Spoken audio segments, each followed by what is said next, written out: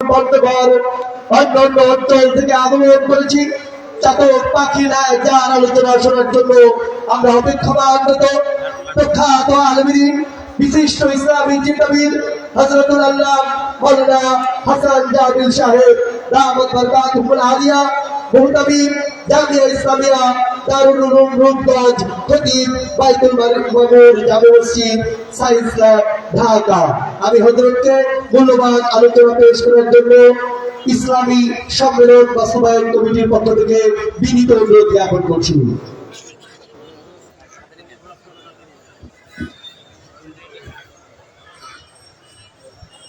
السلام عليكم ورحمة الله وبركاته.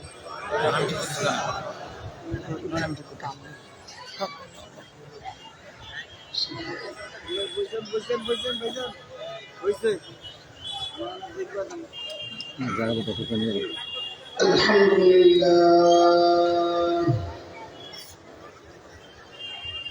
الحمد لله وكفى وسلام على عباده الذين اصطفى. أما بعد فأعوذ بالله من الشيطان الرجيم. بسم الله الرحمن الرحيم.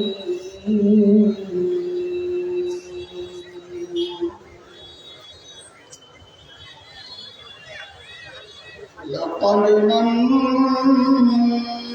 الله على المؤمنين إذ بعث فيهم رسولا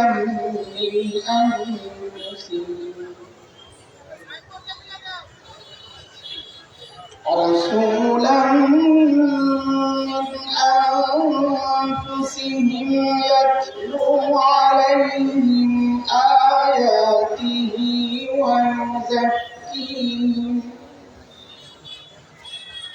ويزكيهم ويعلمهم الكتاب والحكمة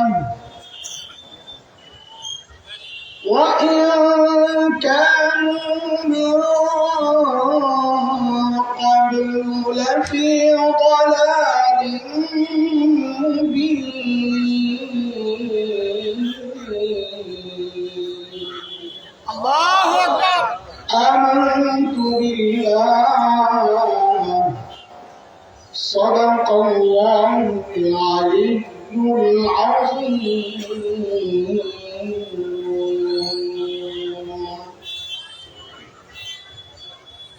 وفاق المدارس العربية বাংলাদেশ ঠাকুরগাঁও জেলা কর্তৃক আয়োজিত আজকের এই ইসলামী মহাসম্মেলনের এই মুহূর্তের মুহতারাম সভাপতি, অতিথিবৃন্দ, হযরত উলামায়ে কেরাম, মুরব্বিয়ানে আযম, দূর দূরান্ত থেকে আগত ইসলাম প্রিয় সেই সমাজ, প্রিয় ছাত্র ভাইয়েরা, যুবক বন্ধুরা, পর্দার আড়ালের মা ও বোন, আল্লাহ সুবহানাহু ওয়া তাআলার অশেষ মেহেরবানি যে মহান মালিক লাখ কোটি মানুষ থেকে বাছাই করে দিন এই মজলিসে আমাকে আপনাকে আসার বসার কিছু কথা বলা ও শোনার তৌফিক দান করেছে, সেই জন্য মহান রবের শুকরিয়া আদায় করি। জবান খুলে প্রাণ খুলে কালিমাতুশ শুকর উচ্চারণ করি, আলহামদুলিল্লাহ।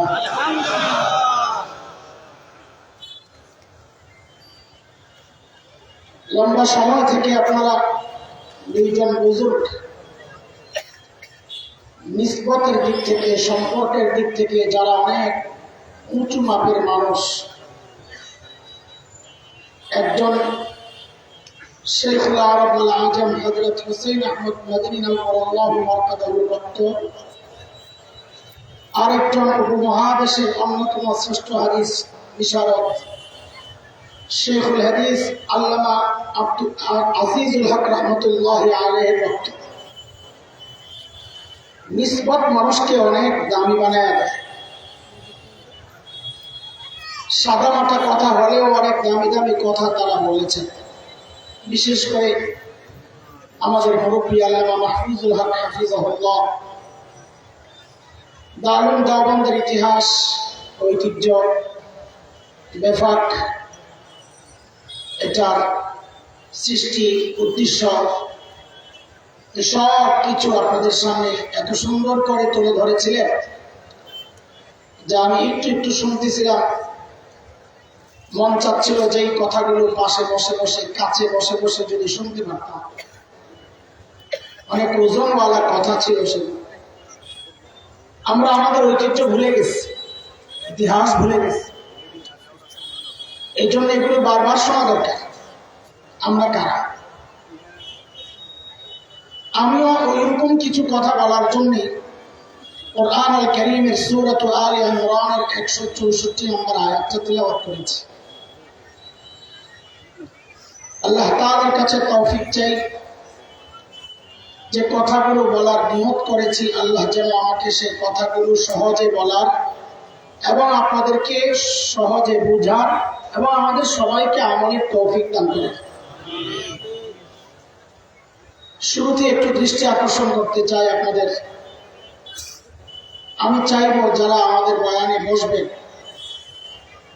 বা দাঁড়াই থাকবেন, যেটাই করেন, একটু মনোযোগের সাথে আমাদের সাথে লেগে থাকবেন। এটা একটু চাওয়া আপনাদের কাছে। কারণ দেখেন, আমি এমন কেউ না যে আমার কণ্ঠ দিয়ে আপনাদেরকে মুগ্ধ করব, একটা গজল বলে আপনাদের দিল ঠান্ডা করব, সেই যোগ্যতা আমার নাই। আমি এই জায়গায় বড় দুর্বল, গলা ভাঙ্গা মানুষ। আর আজকে সকাল থেকে সফরের মধ্যে থাকায় গলা আরো ভেঙেছে। ওই ভাঙ্গাটা আবার পঞ্চগড়ে প্রোগ্রাম করতে গিয়ে আরো ভেঙেছে, সেখানে সাউন্ড সিস্টেমটা ভালো ছিল না। তো আশা করি আপনারা আমাদের সাথে থাকবেন, আছেন নাকি না? ভাবে তো মনে হচ্ছে অর্ধেক ঘুমায় আছে। সজাগ আছে? আসলে পরীক্ষা করব, শেষে তো আবার ফেল করবে, পাস করবেন। তাহলে দেখি তো কে কে ঘুমাইছেন, একটু হাত উঠায় দেখান তো। আল্লাহু আকবার।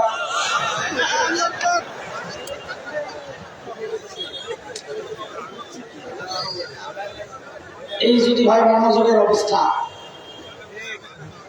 আমি তো ঘুমের পরীক্ষা নেই নাই, আমি তো মনোযোগের পরীক্ষা নিয়েছিলাম। আপনারাই বলেন পাস করছেন না ফেল করছেন? ঠিক, তাও ঠিক। খান ঠিক আছে, বাড়ির থেকে আসার সময় ঠিক একটা মুখস্থ করে আসে, বক্তা যা বলে সব ঠিক। ওই যে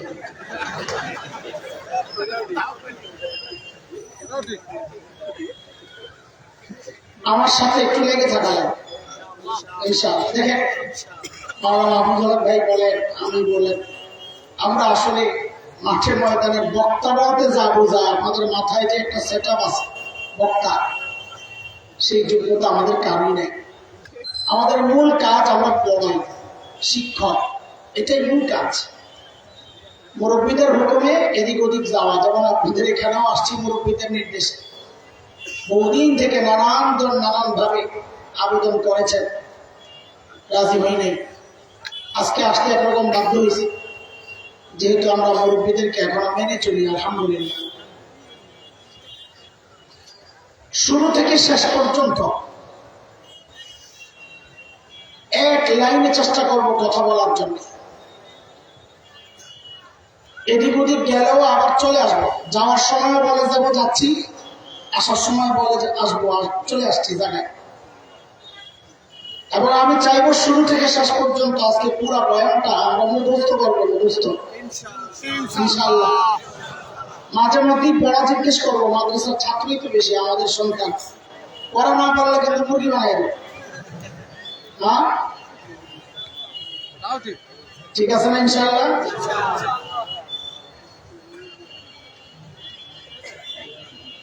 দোস্ত, আল্লাহ সুবহানাহু ওয়া তাআলা জমিনে যত নবী পাঠিয়েছেন আলাইহিস সালাতু ওয়াস সালাম, এই সমস্ত নবীকে আল্লাহ কেন পাঠিয়েছে, কখন পাঠিয়েছে? তাআলা যখন দেখেছেন তার বান্দা ধ্বংসের খাদে চলে গেছে, জাহান্নামের রাস্তায় ছুটে চলেছে, ওই অসুস্থ, ওই বিপন্ন বিপর্যস্ত পথ হারা মানুষগুলোকে সুস্থ করার জন্য, জান্নাতের রাস্তায় উঠায় দেওয়ার জন্য আল্লাহ সুবহানাহু ওয়া তাআলা যুগে যুগে হযরত আম্বিয়া আলাইহিস সালামকে দুনিয়ায় পাঠিয়েছেন। যেমন হযরত মূসা আলাইহিস সালামকে আল্লাহ দুনিয়ায় কখন পাঠিয়েছেন, কেন পাঠিয়েছেন? আল্লাহ তাআলা যখন দেখেছেন তার বান্দা বনি ইসরাইলের উপর ফেরাউন এবং তার বংশের লোকদের এমন নির্যাতন চলছিল যে বনি ইসরাইল ধ্বংস হয় প্রায়। নির্যাতনের কিছু ধরন আসছে কোরআন আল কারীমের মধ্যে, যেমন সূরা ইব্রাহিমের 6 নম্বর আয়াত। এই আয়াতের নির্যাতনের কিছু ধরন আসছে।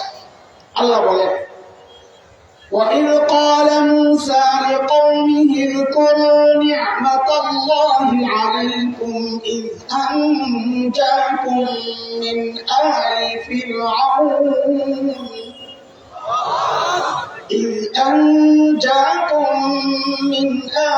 فِرْعَوْنَ يَسُومُونَكُمْ سُوءَ الْعَذَابِ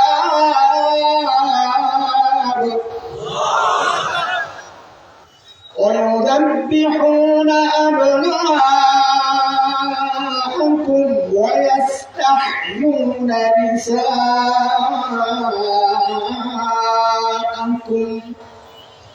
وَفِي ذَلِكُمْ بَلَاءٌ مِّن رَّبِّكُمْ عَظِيمٌ।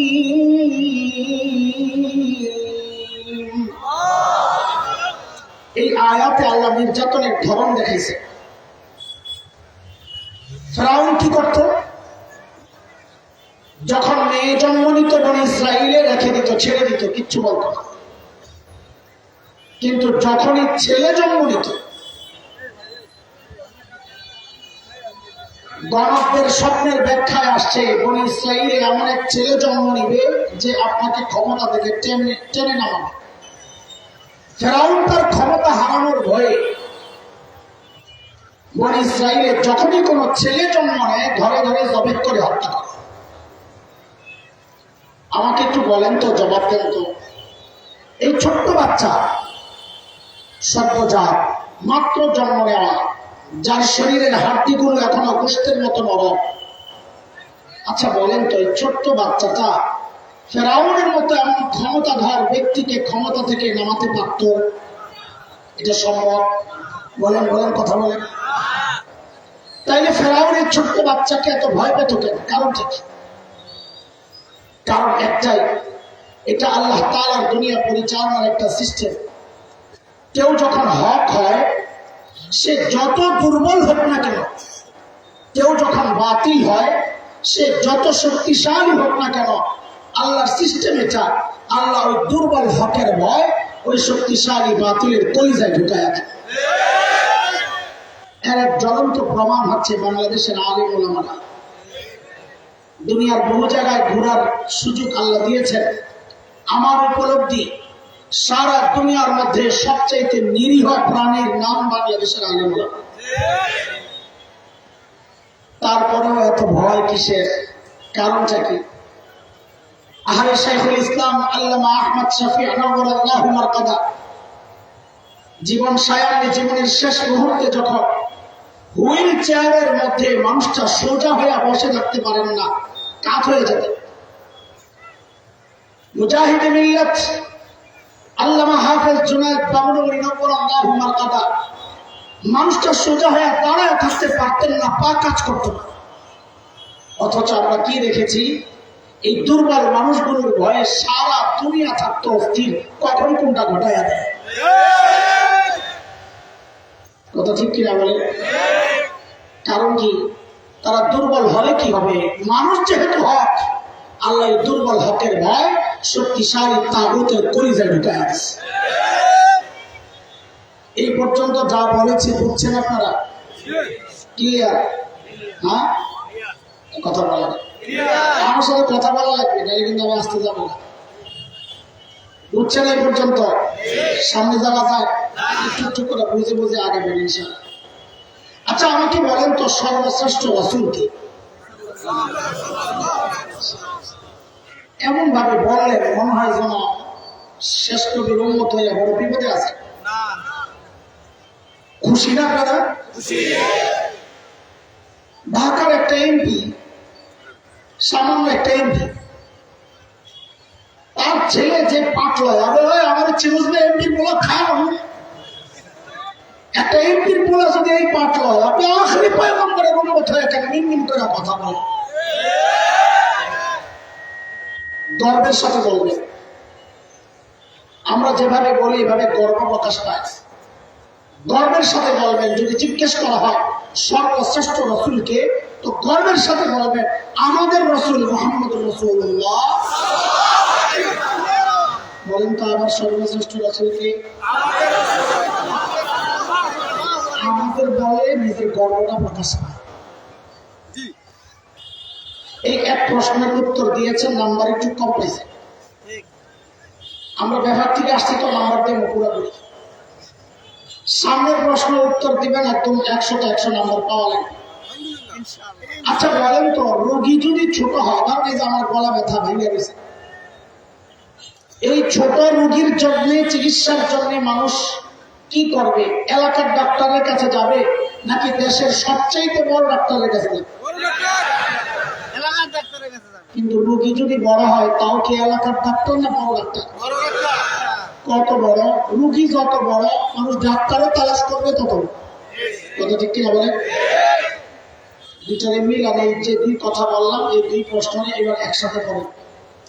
যেহেতু আল্লাহ তাআলা নবীদেরকে দুনিয়ায় পাঠিয়েছেন দুনিয়ার অসুস্থ মানুষের চিকিৎসার জন্য, আত্মার চিকিৎসা, তো বুঝতে হবে আল্লাহ তাআলা সর্বশ্রেষ্ঠ রাসূলকে ওই যুগেই পাঠাইছেন যেই যুগের মানুষগুলো ছিল মানব ইতিহাসের সবচেয়ে জঘন্য আর খারাপ মানুষ। আপনি কেমনে বুঝলেন? বলে ডাক্তার যেহেতু সবচেয়ে বড়, বোঝা গেল যাদের চিকিৎসার জন্য পাঠানো হয়েছে ওরা রোগীও ছিল সবচেয়ে বড়। সেই যুগটাকে বলা হয় আইয়ামে জাহিলিয়া। কি বলা হয়? বর্বরতার যুগ। বর্বরতার মাত্রা কতদূর ছিল যে ওদেরকে ঠিক করতে আল্লাহ সর্বশ্রেষ্ঠ রাসূল আনলেন। ইতিহাস পড়ে, শরীর পছন্দ দাঁড়ায় দেয়। মানুষ এতটা খারাপ কি করে হয়? একটা পয়সার জন্য মানুষ খুন করে ফেলছে। আরে মূর্তি পূজা এখন হয় কি হয় না? হয়, তখনও হতো। পার্থক্য কি? এখন মসজিদের মধ্যে মূর্তি রেখে পূজা করা হয়, অথচ তখন বাইতুল্লাহর ভেতরেই ছিল 360 মূর্তি। ঘরের মধ্যে থাকতো আলাদা মূর্তি, মন্দিরে আলাদা, সফরে কোথাও গেলে বগলের নিচে করে মূর্তি একটা নিয়ে যাইতো। কেন? রাস্তায় পূজা করার জন্য যদি আবার খোদা না পাওয়া যায়, বান্দার খোদা পকেটে নিয়ে গেছে। অবস্থা দেখেন। জন্ম নিয়ন্ত্রণ এখন হয় কি হয় না? কথা বলেন না? তখনও পার্থক্য কি? এখন জন্ম নিয়ন্ত্রণ হয়, পেটের মধ্যে বাচ্চা নষ্ট করা হয় অথবা আষ্টি দেওয়া হয়। আর তখন জন্ম নিয়ন্ত্রণ হতো বাচ্চা হওয়ার পর দেখতো ছেলে না মেয়ে। যদি দেখছে ছেলে রেখে দিত, আর যদি দেখছে মেয়ে, এটা ছিল বাবার জন্য সামাজিক কলঙ্ক। আমি মেয়ের বাবা, ওই কলঙ্ক থেকে বাঁচার জন্য বাবা নিজ হাতে নিজের কলিজার টুকরা মেয়েকে জীবন্ত দাফন করে। কোরআনে কারীমের বহু জায়গায় আসছে, আপনারা খুঁজলে পাবেন। সূরা নাহল 58-59 নম্বর আয়াত, এখানে আল্লাহ বলেছেন, আল্লাহ বলেন وَإِذَا بُشِّرَ أَحَدُهُم بِالْأُنثَىٰ ظَلَّ وَجْهُهُ مُسْوَدًّا وَهُوَ كَظِيمٌ يَتَوَارَىٰ مِنَ الْقَوْمِ مِن سُوءِ مَا بُشِّرَ بِهِ أَيُمْسِكُهُ عَلَىٰ هُونٍ أَمْ يَدُسُّهُ فِي التُّرَابِ أَلَا মা ইয়াহকুমুন। এই ছিল সামাজিক অবস্থা আরবের। নবীর আসার আগের কথা বলতেছি, রোগীদের কথা। ডাক্তার সাহেব এখনো আসেন নাই, হসপিটালে রোগী ভরা, রোগীদের রোগ সম্পর্কে জানাই দিছে আপনাদেরকে। কিন্তু মানুষগুলো এতটা খারাপ কেন হয়েছিল, কারণটা কি? আমাদের দারুল দেওবন্দের প্রায় 50-55 বছরের প্রিন্সিপাল মুহতামিম হাকিমুল ইসলাম কারি তৈয়ব রহমতুল্লাহ আলাইহি বলেন, মানুষগুলো এতটা খারাপ হওয়ার পেছনের মৌলিক কারণ ছিল দুইটা। কারণের অভাব নাই, কিন্তু মৌলিক কারণ ছিল দুইটা। কয়টা? দুইটা। এক নাম্বার, দেখেন ধীরে ধীরে আমরা মূল পয়েন্টে ঢুকে যাবো। এই কথাগুলো মনে রাখলে আমরা কি বলতে চাচ্ছি সেটা বুঝে আসবে ইনশাআল্লাহ। এক নম্বর কারণ ছিল মৌলিক জাহালাত, অজ্ঞতা, মূর্খতা, লেখাপড়া ছিল। দুই নম্বর সমস্যা ছিল চারিত্রিক অবনতি। এই দুইটা মৌলিক সমস্যা এত ভয়ঙ্কর সমস্যা, একটাও যদি কারোর মধ্যে থাকে সেও অপরাধ করে। যেমন আপনাদেরকে একটা কথা জিজ্ঞেস করি, একজন ইঞ্জিনিয়ার শিক্ষিত না মূর্খ? বলেন না, শিক্ষিত। অথচ আমরা কি দেখলাম গত সরকারের আমলে? সরকারি কাজ পাইছে, ব্রিজ বানানোর কাজ পাইছে। ব্রিজ বানাইতে যায় রডের বদলে বাঁশ ঢুকাই দিচ্ছে। আচ্ছা, ও জানতো না এখানে রড ঢুকাইতে হয়? জানতো না? ও লেখাপড়া করছে না? জানতো তো বাঁশ কেন ঢুকাইলো? বলে চরিত্র নষ্ট। লেখাপড়া থাকতো, যেহেতু চরিত্র নষ্ট, তো রডের বদলে বাঁশ ঢুকাই দিচ্ছে। একটা থাকলেই মানুষ অপরাধ করে। আর ওই সময়ের আরবদের না ছিল লেখাপড়া, না ছিল চরিত্র।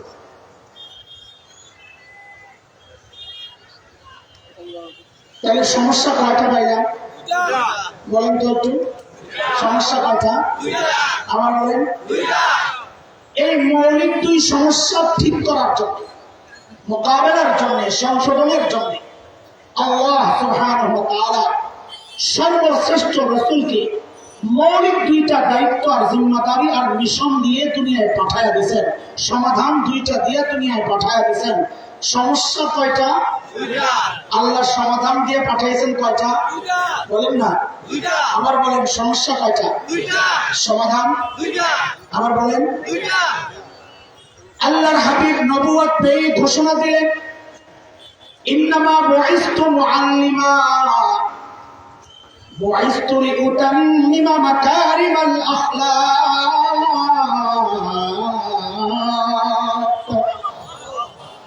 নবী ঘোষণা দিলেন, আল্লাহ আমাকে শিক্ষক বানিয়ে দুনিয়ায় পাঠাইছেন। কি বানায়? আমাদের নবী কি ছিলেন? আমাদের নবীকে বলা হয় উম্মি নবী। অনেকে না বুঝার কারণে বলে আমার নবী নাকি মূর্খ ছিলেন। নাউজুবিল্লাহ। আর আমার নবী মূর্খ থাকবেন থাক দূরের কথা, তিনি কেবল শিক্ষিত ছিলেন না, তিনি সব শিক্ষিত মানুষের শিক্ষক ছিলেন। আবারও বলেন, আমার নবী কি ছিলেন? এটা মনে রেখেন, আমরা আবারও পেছনে আসবো ইনশাআল্লাহ তাআলা। আল্লাহ আমার নবীকে শিক্ষক বানাইয়া দুনিয়ায় পাঠাইছেন কেন? যে যেন ওই দুই সমস্যার এক সমস্যা, মূর্খতা, দূর করতে পারে। সমস্যা কয়টা? সমাধান দুই নম্বর। নবী বলেন, আল্লাহ আমাকে সর্বোচ্চ উন্নত চরিত্র দিয়ে দুনিয়ায় পাঠিয়েছেন কেন? আমি যেন ওই চরিত্রহীন মানুষগুলোর পেছনে মেহনত করে করে ওদেরকে মানব ইতিহাসের শ্রেষ্ঠ চরিত্রবান মানুষ বানাতে পারি। সমস্যা কয়টা? সমস্যা কয়টা? সমাধান। আমাদের নবী যেন কি ছিলেন? কি ছিলেন? শুনে, এখানে মাদ্রাসা ওয়ালাই বেশি মনে হচ্ছে আমার চেহারা দেখে। সাধারণরা যারা আছে, আপনাদের উদ্দেশ্যে কিছু কথা আমাদের, এটা আমাদেরকে প্রতিপক্ষ মনে করে কথাগুলো শুনবেন না। আপনাদের আপনজন হয়েই কথাগুলো বলছি। বাকি কথাগুলো একটু খারাপ লাগতে পারে, তবে এই খারাপ লাগা এটা আপনাদের ভালোর জন্য। ছোটবেলায় মা যখন শীতের মধ্যে, কনকনে শীতের মধ্যে ডলে ডলে গোসল করাইতে, কষ্ট লাগতো না লাগতো না? এই কষ্ট কি মাকে কষ্ট দেওয়ার জন্যই করতেন না উপকারের জন্য? ওলামায়ে কেরাম মাঝে মধ্যে আপনাদেরকে ওয়াশ করবে, মা ওয়াশ করেছে, আমরাও মাঝে মাঝে ওয়াশ করি। আপনারা তো সবসময় আমাদের কাছে ওয়াজ শুনতে চান, আমরা ওয়াজও করি, ওয়াশও করি, কিন্তু আমাদের অভ্যাস হলে আমরা ওয়াজ নিতে রাজি, ওয়াজ শুনতে রাজি না, ওয়াশ হইতে রাজি না। ওয়াশ করতে গেলে বলে হুজুর ভালো না, জঙ্গি জঙ্গি ভাব আছে, রাজনীতির আলাপ তো ঠিক কিনা বলে? আচ্ছা শোনো, মা আমাকে যে কষ্ট দেন আমার লাভের জন্য না ক্ষতির জন্য? ওলামায়ে কেরাম তো আপনাদেরকে ওয়াশ করবেন আপনাদের লাভের জন্য, ক্ষতির জন্য না।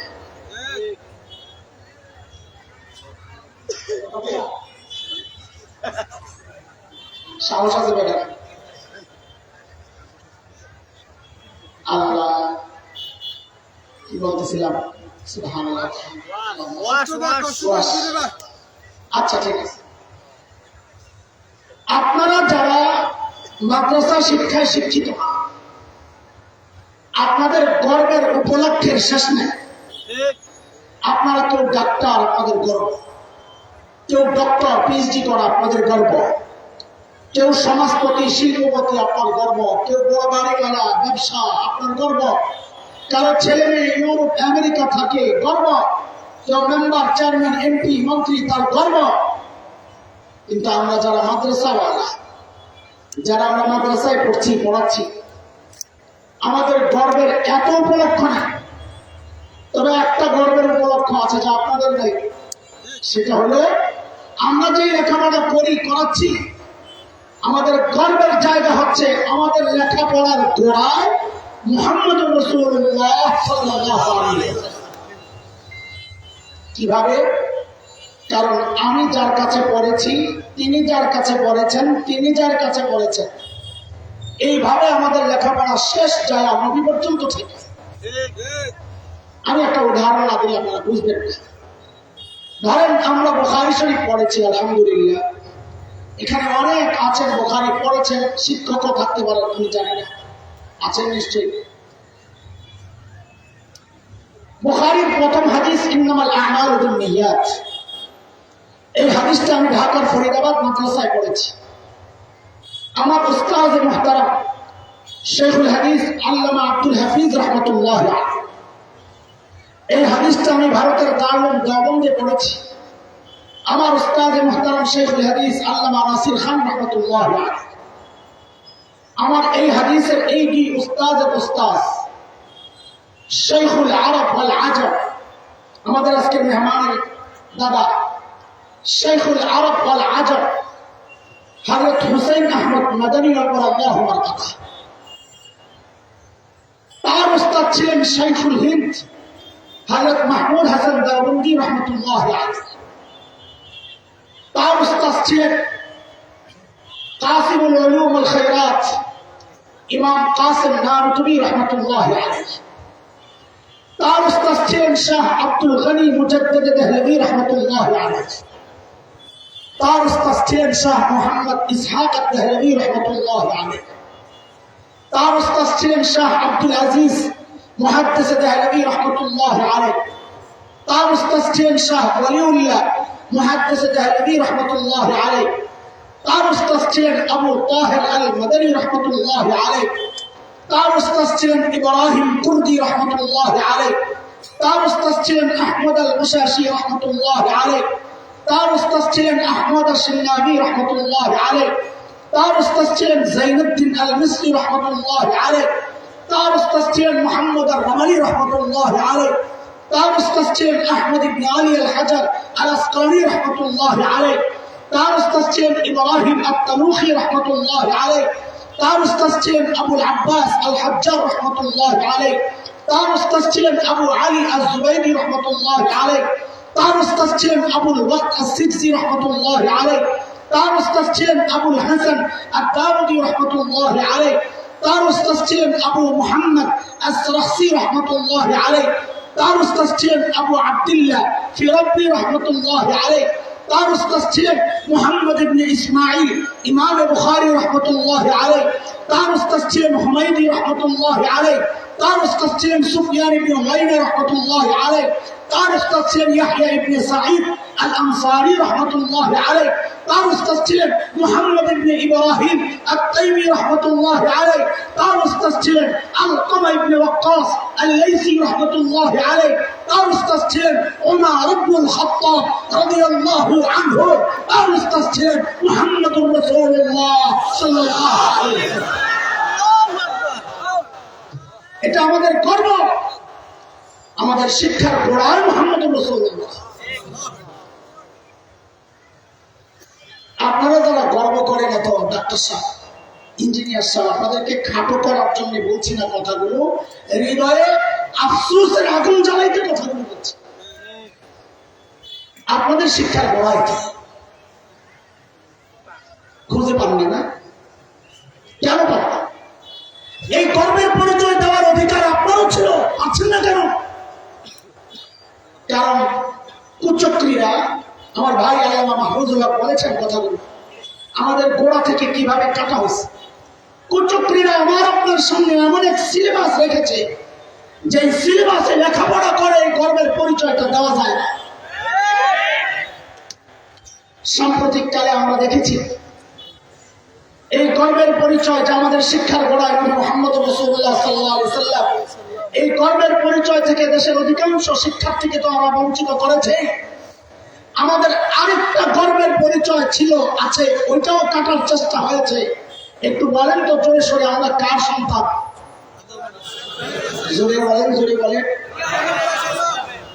না, শুধু আদম বলবেন না, বলবেন আমরা নবী আদমের সন্তান। গর্ব যেহেতু করবেন, কেউ যদি এমপি হয়, কথার কথা, নাম আব্দুল্লাহ, তার ছেলেকে যদি জিজ্ঞেস করা হয় তুমি কার ছেলে, তো সে বলবে আমার আব্দুল্লাহ সাহেবের ছেলে, নাকি বলবে এমপি আব্দুল্লাহ সাহেবের ছেলে। গর্ব যখন করবে তো এমপি লাগাই দিবি কিনা? আমাদের গর্বের পরিচয় আমরা খালি আদমের সন্তান না, তো আমরা নবী আদমের সন্তান। হঠাৎ করে এটা লাগাইতে শুরু করলেন কেন? কারণ তোমরা যে কাটাকাটি শুরু করছো। আগে ছিল মানুষ গণনার সিস্টেমটার নাম ছিল আদমশুমারি। কি ছিল? হঠাৎ দেখি আদম নাই, আদমশুমারি থেকে এটা জনশুমারি হয়ে গেছে, গণশুমারি হয়ে গেছে। কি ভাই আদম কই গেল? আদম কেন কাটলি? তোর কোন জায়গায় আদম খুঁজা? মাথায় ঢুকছে বিষ, আমি তো আসলে আদমের সন্তান না, আমি তো বান্দরের পুত। ওই যে বিষ ঢুকছে, এখন আদম কাইটা কেনে গণশুমারি লাগাইছে। ওরা আদম কেটেছে, আমরা আদমকে আরো মোটা বানাবো। আগে বলতাম আদম সন্তান, এখন থেকে বলবো নবী আদম সন্তান। এরপরে কাটাকাটি করলে সাথে লাগায় এবং সফিউল্লাহ, বলে কার সন্তান? বলে আমরা নবী সফিউল্লাহ আদমের সন্তান। আমরা যখন কাটবে আমরা খালি বাঁচাতে থাকবো, ঠিক আছে না ইনশাআল্লাহ? আমাদের এই গর্বের পরিচয় থেকে আমাদেরকে বঞ্চিত করার একটা অপচেষ্টা হয়েছে। আমাদের সন্তানকে শেখানো হচ্ছিল আমরা বাংলাদেশ সন্তান, কিন্তু আমরা অবাক বিস্ময়ে লক্ষ্য করেছি ওলামাদের প্রতিবাদের মুখে তারা পিছু হাঁটতে বাধ্য হয়েছিল, কিন্তু আপনারা চুপ ছিলেন। কেন কেন চুপ ছিলেন? ওলামাদের দায়টা কোথায়? এই ঘোড়ার দিনের সিলেবাস তো আরবের সন্তান পড়ে না, পড়বে না। আমার সন্তান তো কলা কলা রাসূলুল্লাহ পড়বে। এই সিলেবাস তো পড়ে আপনার সন্তান। প্রতিবাদ করার কথা আপনাদের, আপনারা প্রতিবাদ তো করেন নাই, বরং কোন কোন কুচক্রী এই প্রতিবাদকে তারা দেশের বিরুদ্ধে চক্রান্ত বলে আখ্যা দেওয়ার চেষ্টা করেছে। এই প্রতিবাদীদেরকে তারা জঙ্গি আখ্যা দেওয়ার চেষ্টা করেছে, তাদেরকে মোকাবেলা করার ষড়যন্ত্র করেছে। দোস্ত, সব জায়গায় রাজনীতির গন্ধ তালাশ করেন না। এটা রাজনীতির ব্যাপার না, এটা আমার ইমানের ব্যাপার, এটা আমার বিশ্বাসের ব্যাপার, এটা আমার চেতনার ব্যাপার, এটা আমার আকীদার ব্যাপার। ভবিষ্যতে যদি এমন চক্রান্ত বাংলাদেশে হয়, আমার শিক্ষা সিলেবাস সংস্কারের নামে যদি নাস্তিকতা ঢুকানোর চেষ্টা হয়, তখন ভুলে যায় আলেমরা আপনাদের কেউ না, এটা ভুলে যায় বরং আলেমদের হাতে হাত রেখে কাঁধে কাঁধ মিলিয়ে একসাথে মুষ্টিবদ্ধ হাত উঠাইয়া আওয়াজ উঠাইতে হবে, বাংলাদেশে নাস্তিকতার চর্চা করতে দেওয়া হবে না।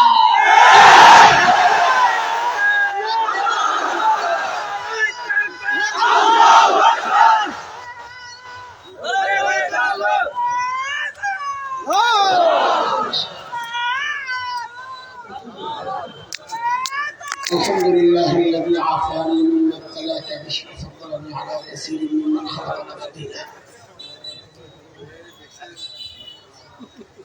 বলেন সমস্যা কয়টা?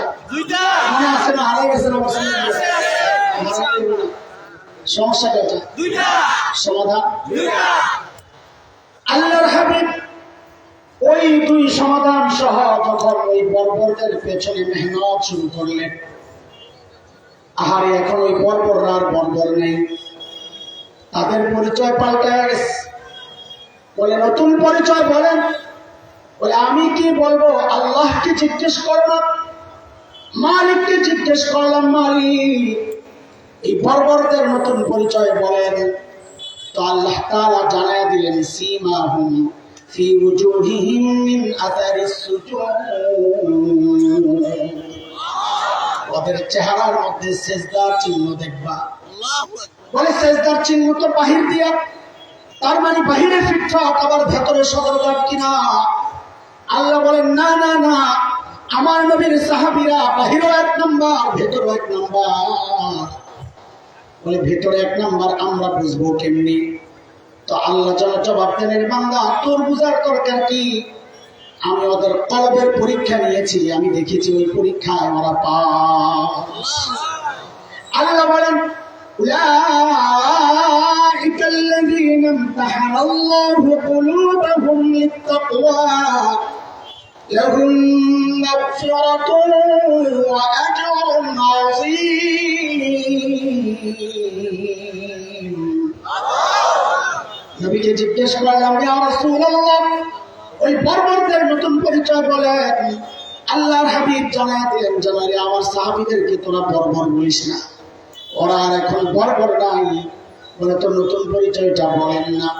তো আল্লাহর হাবিব বলেন, খায়রুল কুরুনি করনি, ওরা বর্বর নাই, ওরা এখন মানব ইতিহাসের সর্বশ্রেষ্ঠ মানুষ হয়ে গেছে। দেখেন রাত তো অনেক হয়েছে, অনেক দূর দূর থেকে আপনারা অনেকে আসছেন, ছোট ছোট বাচ্চা। আমি যদি এইভাবে কথা চালাইতে থাকি সেটা তো ফজর হয়ে যাবে, আরেক মুসিবত। হ্যাঁ চালাক, আমি মরে যাই শহীদ। পিসাব এক জায়গায় জায়গায় ওয়াজ করছে, পিসাব যে এলাকায় আল্লাহওয়ালাদের কবর থাকে, এটা আশেপাশের কবরওয়ালাদের জন্য লাভ কিছু পায়। পিসাব ওয়াজ করে গেছে ঘরে, দেখে বাইরে চিলে চিলে হইতেছে। তো খাদেম রে ডাক দিছে, দেখ তো বাইরে মানুষ চিল্লায় কেন, কোন কথা বললাম, কোন বিপদে পড়লাম। খাদেম বাইরে যায়, যা শুনছে দৌড়ে এসে বলতেছে, হুজুর তাড়াতাড়ি গাড়িটি গুল করেন, এই এলাকায় থাকা যাবে না। বলে কেন? বলে আপনি ওয়াজ করছেন এলাকায় আল্লাহওয়ালার কবর থাকলে আশেপাশের কবরওয়ালারাও কিছু পায় রহমত। পাবলিক বলতেছে আমরা এলাকায় তো কোনো আল্লাহওয়ালা নাই, একটা কাজ কর হুজুর রে মাইরে কবর দে। হুজুর মেরে যাক, আমার রহমত দরকার, আমি মেরে যাই, হে সালাত, আমার আর বাঁচা লাগবে আর তো পাবো না আপনার আল্লাহ আর পাইব না দেখে আমার কবর দিবই লাগে আপনার পাইতে হলে তো ঢাকা যাইতে। আচ্ছা খেয়াল, আমরা পুরো বয়ানটাকে যা বলতে চাচ্ছি, যা বলবো, যা বলেছি, সমস্ত বয়ানটারে দুইটা প্যাকেট বানাইয়া দিই আপনাদেরকে, ছোট ছোট দুইটা প্যাকেট, কারণ মুখস্থ করা লাগবে। একটা সুতায় গেঁথে দিই, যেন দুই পকেটে দুই পোটলা নিয়ে বাড়ি যেতে পারে। ঠিক আছে না ইনশাআল্লাহ? তাই এখন থেকে মুখস্থ করা শুরু করবো। ভাই পেছনে যা বলেছি, সামনে যা বলবো ইনশাআল্লাহ, টোটাল বয়ানটা 6 কথার বয়ান। এই কথা কও বলেন, কয় কথা? সাহাবীদেরকে নিয়ে 3 কথা, আমার মতো জাহেলকে নিয়ে 3 কথা, মোট কয় কথা? এই 6 কথা যদি মুখস্থ রাখতে পারো বলা হয় তো পুরো বয়ান তোমার একদম মাথায়। কোনো মাহফিলে গিয়ে যদি দেখো বক্তা আসে নাই, তো বলবো আমার একটা ওয়াজ মুখস্থ আছে, একটু সুযোগ দিলে চালিয়ে দিতাম। পারবা না ইনশাআল্লাহ? শখ আছে মাশাআল্লাহ। কয় কথার বয়ান? সাহাবীদেরকে নিয়ে কয় কথা? আর আমার মতো মূর্খদেরকে নিয়ে? সাহাবীদেরকে নিয়ে 3 কথা কি? আমি প্রশ্ন করছি না, জবাব দেওয়ার দরকার নাই, আমি যা বলছি ওইটাই সাথে সাথে বলবেন। বলেন আমার সাথে সাথে, ওরা ছিল কি? সবাই বললো তো আওয়াজটা এরকম হওয়ার কথা না। বলেন ওরা ছিল কি? অবাক হওয়ার মতো একটা ভাব নিয়ে বলেন হইল কি? আবার আবার ওরা ছিল কি? হইল কি? মাঝখানে ঢুকলো কি? এটা বুঝা বুঝা বললে মজা লাগবে। এবার জবাব দেন তো আপনারা, ওরা ছিল কি মানব ইতিহাসের সবচাইতে খারাপ? হইল কি মানব ইতিহাসের সবচাইতে শ্রেষ্ঠ মানুষ, ভালো মানুষ? আশ্চর্য কথা, সবচাইতে খারাপ মানুষগুলো সবচাইতে ভালো মানুষ হয়ে গেল কিসের ছোঁয়ায়? মাঝখানে কি ঢুকছে? বলে কোরআন আল কারীম। কি ঢুকছে? কি ঢুকছে? এবার আবার বলেন, এইবার বললে আলাদা একটা মজা লাগবে। বুঝে গেছেন যে? তো বলেন ওরা ছিল কি? হইল কি? মাঝখানে ঢুকলো কি? এই তিন কথা কাদেরকে নিয়ে? বলে না কাদেরকে নিয়ে? আমাদের টোটাল বয়ান কয় কথা? তিন কথা গেল কাদেরকে নিয়ে? এক প্যাকেট পকেট হলো নিচে। চলে আরেকটা পোটলা বানাই, আমাদেরকে নিয়ে কয় কথা? দেখেন সাহাবায়ে কেরাম যেই পাপাচার ছাড়লেন, আমাদের দুর্ভাগ্য আমরা সেই সব পাপাচারকে আঁকড়ে ধরলাম। খুনাখুনি আমাদের মধ্যে নাই, জন্ম নিয়ন্ত্রণ নাই, পূজা নাই। আরে হিন্দুরা না মুসলমানরা করে করে করে জায়গায়। সাহাবায়ে কেরাম যেই পাপাচার ছাড়লেন আমরা সেই পাপাচার ধরলাম।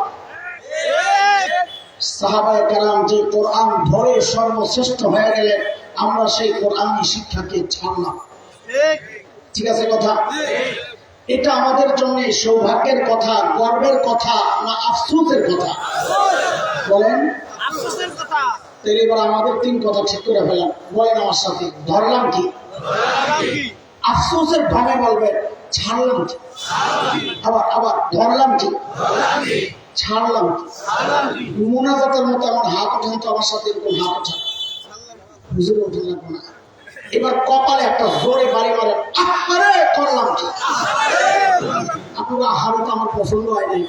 আহারে এমন ভাবে বলতে হবে কলিজার থেকে বের করে যেন আপনার আফসোসটা আপনার আহারে দিয়ে তুইটা উঠে। বলেন এবার ঠিক করে, ধরলাম কি? ছাড়লাম কি? আহারে করলাম কি? এবার কিছুটা হয়েছে না। কয় কথা হইল? সাহাবাদেরকে নিয়ে কয় কথা? বলেন তো ওরা ছিল কি? হইল কি? মাঝখানে মাশাআল্লাহ প্যাকেট। আমাদের কয় কথা? ধরলাম কি? ছাড়লাম। আরে করলাম। কয় পোটলা হয়েছে? তিন পোটলা। দিলাম একটা বোনাস আইনে ব্যক্তিগত কিছু।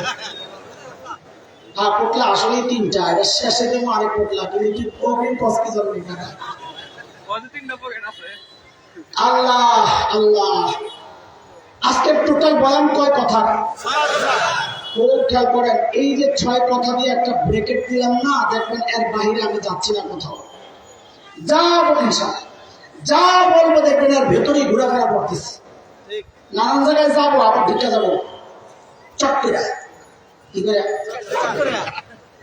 খবর নেই আছে? কি আছে? কাছাকাছি। আমি বাংলাদেশের কাছাকাছি আছে। কি করে ঢুকে যাবো? চট কইরা। আমি বলি খালা চট কইরা না, চট কইরা ঢুকে। চট কইরা না কি? কি একটাও মাটি পারবো না, এই জন্য কি পয়লা ঢুকতে হবে? চট কইরা না। বলেন কি? শব্দটা একটু চেঞ্জ করে নিলে ওনার জন্য সুবিধা হইব। আল্লাহ। তো বাইরে গেলে দেখবেন আবার চট করে ঘুরে গেছি। কয় কথা? চলো এক পোটলা বের করে। সাহাবীদের 3 কথা। ওরা ছিল কি? হইল কি? মাঝখানে একজন সাহাবীর ছোট্ট একটা গল্প শোনায় পড়েন, যেখানে আমরা দেখাইতে চাইব আমাদের মূল উদ্দেশ্য যেটা, যে কি মানুষটা কোরআনের ছোঁয়ায় নবী আলাইহিস সালামের আদর্শে কি মানুষটা কি হয়ে গেল, এটাই দেখানোর উদ্দেশ্য, আর কিছু না। কি ছিল, কি হইল। আল্লাহর নবীর এক সাহাবী ছিলেন হযরত সাঈদ ইবনে আমির আল জুমাহি রাদিয়াল্লাহু আনহু। মুসলমান হয়েছেন একটু দেরিতে, হিজরতের পর। দেরিতে মুসলমান হলে কি হবে? ইমান ছিল বড় পাক্কা। কতটা পাক্কা একটা ছোট্ট উদাহরণ শুনেই বুঝবেন। সাইয়েদনা ওমর রাদিয়াল্লাহু আনহু, নরম না গরম? কেমন গরম? আল্লাহর হাবিব সাল্লাল্লাহু আলাইহি সাল্লামের কাছে আম্মা জানরা বসা ছিলেন, কেউ কেউ অন্য কিছু নারীও ছিলেন। মাসআলা জিজ্ঞেস করতেছে, দিন শিখতেছে। হযরত ওমরের আওয়াজ পাইছে, গলা ওমর আইছে, আর সব চট করে ভিতরে ঢুকে গেছে, টুক করে। হযরত ওমর যখন ঢুকছেন, নবী আলাইহিস সালাম হেসে গেছে। হযরত ওমরের কৌতূহল, ইয়া রাসূলুল্লাহ মা ধাকাক, হাসলেন কেন? তো বলে, আপনি আসছেন টের পাইয়া সব টিভিতে গেছে দৌড়ে। তো ওমর রাগ হয়ে গেছেন, এই মেয়েরা, আমার চেয়ে বেশি ভয় নবীকে করা দরকার, এতক্ষণ পয়সা পয়সা গল্প করো, আর আমি আইসি আমাদের মারছো। তো ভিতর থেকে আওয়াজ আসছে, কেন দৌড় মারবো না? কারণ আপনি যে নবীর চেয়ে বেশি কঠিন কথা কন, ডর লাগে। তো নবী আলাইহিস সালাম বলেন, ওমর খালি তো আর এরানি ডরায়, আরো আছে একজন। আপনি যে রাস্তা দিয়ে চলেন, শয়তান ডরে ওই রাস্তায় আর থাকে না, আরেক রাস্তায় যায়। নরম না গরম? একটা ছোট্ট চুটকি শোনাই, মানুষের বলবেন আছে তো, এই জন্য মজা লাগতেছে। এই চুটকিগুলো আরো মজা পাবে। মসজিদে নববীতে একটা গেট আছে, বাবে ওমর, ওমর গেট, সম্ভবত 17 বা 18 নম্বর গেটটা। হয়তোবা সাইয়েদনা ওমর ওই গেট দিয়ে আসা যাওয়া করতেন, স্মৃতি হিসাবে গেটটার নাম বাবে ওমর। শিয়ারা হযরত ওমরের প্রতি বিদ্বেষ আর ঘৃণা লালন করার কারণে ওই গেটটা দিয়ে আসা যাওয়া করে না। ওমর যেদিক দিয়ে চলছে, আমরা চলবো না, জিদ। আরবের এক বিখ্যাত সাহিত্যিক বড় আজীব এক চুটকি লেখছেন, আয় ওমর, আল্লাহ আপনার উপর রহম করেন, রহম করেন। আপনি জীবিত থাকা অবস্থায় যে রাস্তা দিয়ে চলতেন, শয়তান ডরে ওই রাস্তা দিয়ে চলতো না। আজকে আপনি দুনিয়া থেকে বিদায় নিছেন, এখন শয়তানের দোসররা ওই রাস্তা দিয়ে হাঁটে না। আল্লাহ, হযরত ওমর যখন খলিফা, হযরত সাঈদ এসে বলছেন, ওমর, আল্লাহ দায়িত্ব দিয়েছে, ঠিকঠাক মতো আদায় করেন, নাইলে কিন্তু খবর আছে। দেখছেন এই সাহস কত? এত সাহস কোথেকে আসছে? মানুষ নিজে যত সৎ হয়, তার সাহসও তত উঁচা হয়। নিজের মধ্যে 2 নম্বরই থাকলে কথা বলবে মিন মিন মিন মিন করে, ভিজা হুজুর মিন মিন মিন মিন করে কথা বলবে, আর তেলের টিপা খালি করবে। ঠিক করে কথার মধ্যে খালি তেল আর তেল। মাননীয় প্রধানমন্ত্রী, আপনি এত কাজের এনার্জি কোথায় পান? তেলের টিপা খালি, কথা শেষ হয় না। হযরত ওমর যখন এইভাবে বলছে, হযরত ওমর কয়, সাঈদ, সব আমার কান্দে দিয়ে এখন আমারও ধমকা, কাজের কিছু ভাগলো। জোর করে ধরে সিরিয়ার এক শহর হিমসের গভর্নর বানায় পাঠিয়ে দিয়েছেন হযরত ওমর, যাও কাজ করো। সামনের কথাগুলো বোঝার জন্য 2টা কথা আগে মাথায় একটু ঢুকায় রাখেন, হাসিয়া এক জায়গায় সাইডে। সেটা হলো, যেই এলাকার মানুষ যত ধনী হয়, ওই এলাকার জনপ্রতিনিধি যারা মেম্বার, চেয়ারম্যান, এমপি, তারাও ওই রকম ধনী হয়, এলাকার প্রভাব। আজকের দুনিয়ায় Bangkok, Singapore, Thailand, Dubai, Abu Dhabi, Karachi, Bombay, আমাদের চিটাগাং, এগুলো যেমন বাণিজ্যিক শহর, ওই সময়ে গোটা দুনিয়ার বাণিজ্যিক শহর ছিল সিরিয়া। এবার ওই 2 কথার একসাথে করে জবাব দেন তো, সেই সিরিয়ার শহর হিমসের গভর্নর ধনী হওয়ার কথা না গরিব হওয়ার কথা? বলেন, কেমন ধনী? আমি শব্দ একটা বলি, আপনারা ওইটাই বললেন, পরে আবার জিজ্ঞেস করবো। সময়ের সেরা ধনী বলে, সময়ের তো কত ধনী দেখেন, একটু খেয়াল করেন। আরে কি মানুষ, কি হয়েছে? ছিল কি, 1 পয়সার জন্য যারা মানুষ খুন করত, তাদের নতুন অবস্থাটা একটু দেখেন। হিমস থেকে এক দল আসছে হযরত ওমরের সাথে সাক্ষাৎ করার জন্য মদিনায়। হযরত ওমর তাদের সাথে কথাবার্তা বলার পর বললেন, তোমরা একটা কাজ করো, হিমসের গরিবদের একটা লিস্ট দাও, গরিবদের। আমি বাইতুল মাল রাষ্ট্রীয় কোষাগার থেকে তাদের জন্য কিছু বরাদ্দ দিতে চাই। হিমসের লোকেরা মনে করছে লিস্টটা যত বড় হবে ততই দাম বলা, আমাদের এলাকার মানুষ টাকা পাই, তো লিস্ট একটা করছিলাম বড়। হযরত ওমরের কাছে লিস্ট জমা দিয়েছেন, ফুকারা হিমস, হিমসের গরিবদের লিস্ট। আল্লাহ, হযরত ওমর লিস্টের দিয়ে তাকায়া অবাক হয়ে তাকায়া আছেন। কেন? কারণ দেখেন যে ওই লিস্টের শুরুর দিকেই হিমসের গভর্নর সাঈদ ইবনে আমির আল জুমাহির নাম।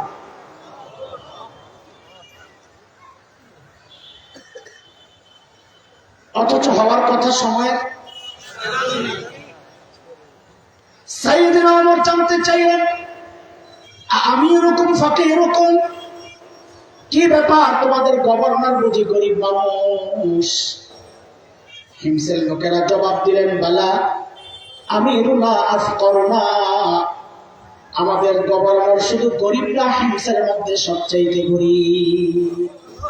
হযরত ওমর এই কথা শুনে এতটা খুশি হয়েছে, সাথে সাথে 1000 স্বর্ণ মুদ্রা, কোটি কোটি টাকা, 1000 স্বর্ণ মুদ্রা প্যাকেট করে দূত মারফত পাঠায় দিয়েছেন, যাও আমার পক্ষ থেকে আমার সাঈদকে এটা হাদিয়া দিয়ে আসো। কি কি কি হাদিয়া? হাদিয়া। দূত যখন হিমসে পৌঁছে হযরত সাঈদের কাছে যখন এই প্যাকেট পেশ করে, হযরত সাঈদ প্যাকেটটা খুলে যখন দেখলেন বিশাল অঙ্কের হাদিয়া তার জন্য, তিনি কি করলেন? সাথে সাথে প্যাকেটটাকে ছুঁড়ে মেরে চিৎকার দিয়ে বলে উঠলেন, ইন্না লিল্লাহি ওয়া ইন্না ইলাইহি রাজিউন। কি করছে? কথা বলেন। হাদিয়া পাইলে ইন্না লিল্লাহি পড়ে না আলহামদুলিল্লাহ? আপনারা কি করতেন জানি না, আমার ইমানের যে হালত, এমন একটা পুটলা যদি পাইতাম, লাফাইতে লাফাইতে পারি ওটা গেলে যেতাম, আর কৌড়ে লইয়া আলহামদুলিল্লাহ খতম চালাইতাম। আমি তো হাসান জামিল, আর ঘটনা শোনাচ্ছি সাহাবীর। ছিল কি হইল কি মাথা রাখতে হবে, কি শোনাইতেছি এখন, ব্যাখ্যা চলছে কি? ছিল কি কি ছিল? 1 পয়সার জন্য যারা মানুষ খুন করত, আর এখন 1000 স্বর্ণ মুদ্রা পায়া কয় ইন্না লিল্লাহি ওয়া ইন্না ইলাইহি রাজিউন।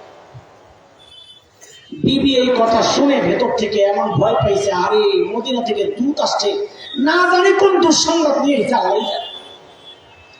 সাথে সাথে জিজ্ঞেস করলেন, আকুতিলা উমর ইবনুল খাত্তাব, কি ব্যাপার সাইয়েদনা ওমর বুঝি শহীদ হয়ে গেছে, আপনি এইভাবে ইন্না লিল্লাহি কেন পড়লেন? হযরত সাঈদ জবাব দেন, না না না, ওমর শহীদ হয় নাই, বরং ঘটনা তার চেয়েও মারাত্মক। ঘটনা বহুত আরো রয়ে গেছে। আবার জানতে চাইলেন, আকুতিলাল মুসলিমুনা ফি মারিকা, তাই কি কোনো যুদ্ধে মুসলমান ব্যাপকভাবে শহীদ হয়ে গেল কিনা? হযরত সাঈদ জবাব দেন, না, ঘটনা তাও না, বরং তার চেয়েও মারাত্মক। বউ কয়, শাস্ত্রে কারবার বুঝছি, আমার জামাইয়ের কলাটা নেওয়ার জন্যই পাঠাইছে। আরে বলেন না, আপনি চুপ আছেন কেন? কেন নেলে বসেন বলেন না? বুঝেন না, জামাই করে যাবো, বেরির তো কলিজা শুকায় গেছে, আত্মীয় স্বজন সব মদিনার এই খায়া পড়ছে সিরিয়া, জামাই ছাড়া আছে কি? বলেন না। হযরত সাঈদ যে জবাবটা দিলেন, দোস্ত, কিয়ামত পর্যন্ত উম্মতে মুসলিমার নসিহত গ্রহণের জন্য এই একটা বাক্যই যথেষ্ট। কি বললেন? কেন ইন্না লিল্লাহি পড়ছেন? তো বলছেন, উদখিলাত আলাইয়া দুনিয়া লিতুফসিদা আখিরাতি, আরে আমার ঘরে দুনিয়া ঢুকায় দেওয়া হয়েছে আমার আখিরাতকে বরবাদ করার জন্য। সাথে সাথে বিবিকে বললেন, আমি চাই মদিনার দূত আমার ঘরে থাকতে থাকতে এই 1000 স্বর্ণ মুদ্রা তুমি হিমসের গরিবদের মধ্যে বিলায় দিয়া দিবা। কি বুঝলেন? কি বুঝলেন? শাসকের মধ্যে যদি দিন থাকে, শাসক যদি ইমানদার হয়, নিজের বরাদ্দের টাকাটাও জনগণকে দিয়ে দেয়। আর শাসকের মধ্যে যদি দিন না থাকে, জনগণের বরাদ্দের টাকা মাইরা বিদেশ যায় পারি না। ঠিক কিনা বলে? সাধারণ তো জোরে ঠিকঠাক করতে পারেন নাই, যাক এতটুক তো হয়েছে, আন্দোলনের ফসল জোরে একটা ঠিক করা যায়। আল্লাহ বিবিরে যখন বললেন সব দিয়ে দাও, বিবি তো আর আমাদের বিবি না, না আপনাদের বউ ভালো আছে, আমি এই রাত্রে থাকা লাগবো, শেষে কোন বিপদে পড়ি, আমারটার উপরে দিয়া যাক, কাছে নাই। আমার বউরে যদি বলতাম সব দিয়ে দাও, একটা ভেসকে দাও রে মাল কি বড় কত কিছু লাগবে খবর আছে না? বেশি পিড়াপিড়ি করলে বলতো দুই ভাগ করে, অর্ধেক আপনার অর্ধেক আমার, আমারটা থাক আপনারটা দিয়া সব। বিবি তো হাসান জামিলের বউ না রে, বউ তো সাহাবীর। কার বউ? পোলাপাইন যারা বিয়া করস নাই, শোন শোন, আমি ভালো পরামর্শ দিয়া যায়, আবার কবে আসে না আসে, তোর বিয়া খাইতে পারো না পারো আল্লাহ জানে। শোন, অনেক পোলাপাইন আছে আমাদের কাছে দোয়া চায়, হুজুর বউ পাই না, দোয়া করে। আমি পাবি কোথেকে? তুই নিজে 2 নাম্বার আর বউ তালাশ করস রাবিয়া বসিয়া, নিজে ফরজ পড়ে না, বউ খুঁজে তাহাজ্জুদ খুঁজে না। কথা কর, আল্লাহ কি জালেম রে? তোর মতো 2 নম্বরের কাছে একটা নেককার মেয়েরে পাঠাইবো, তুই 2 নম্বর বউ তালাশ করে দেখ, দেখবি বউর অভাব নেই। এইটারে মনে রাখবি সবসময়, একটা একটা কথা শিখাই দিই আমার সাথে সাথে, বল না মুখস্থ রাখবি, বল জেসকাল লজের জেসকা আইসো না কামে লাগবো জায়গার মতো, বল ধরে কও জেসকাল লগে, বল আমার মজা করে কয় না, ধরে কও। এটা আমার কথা না, এটা কোরআনের কথা, সূরা নূরে আসছে। আল্লাহ বলে আল খাবিসাতু লিল খাবিসিনা ওয়াল খাবিসুনা লিল খাবিসাত ওয়াত তাইয়িবাতু লিত তাইয়িবিনা ওয়াত তাইয়িবুনা লিত তাইয়িবাত উলাইকা মুবাররাকুনা মিম্মা ইয়াকুলুন لهم مغفرة ورزق كريم। এই আয়াতের সংক্ষেপ অর্থ যদি করি তো এটাই বাইরে জাসকা লবে জাসকা।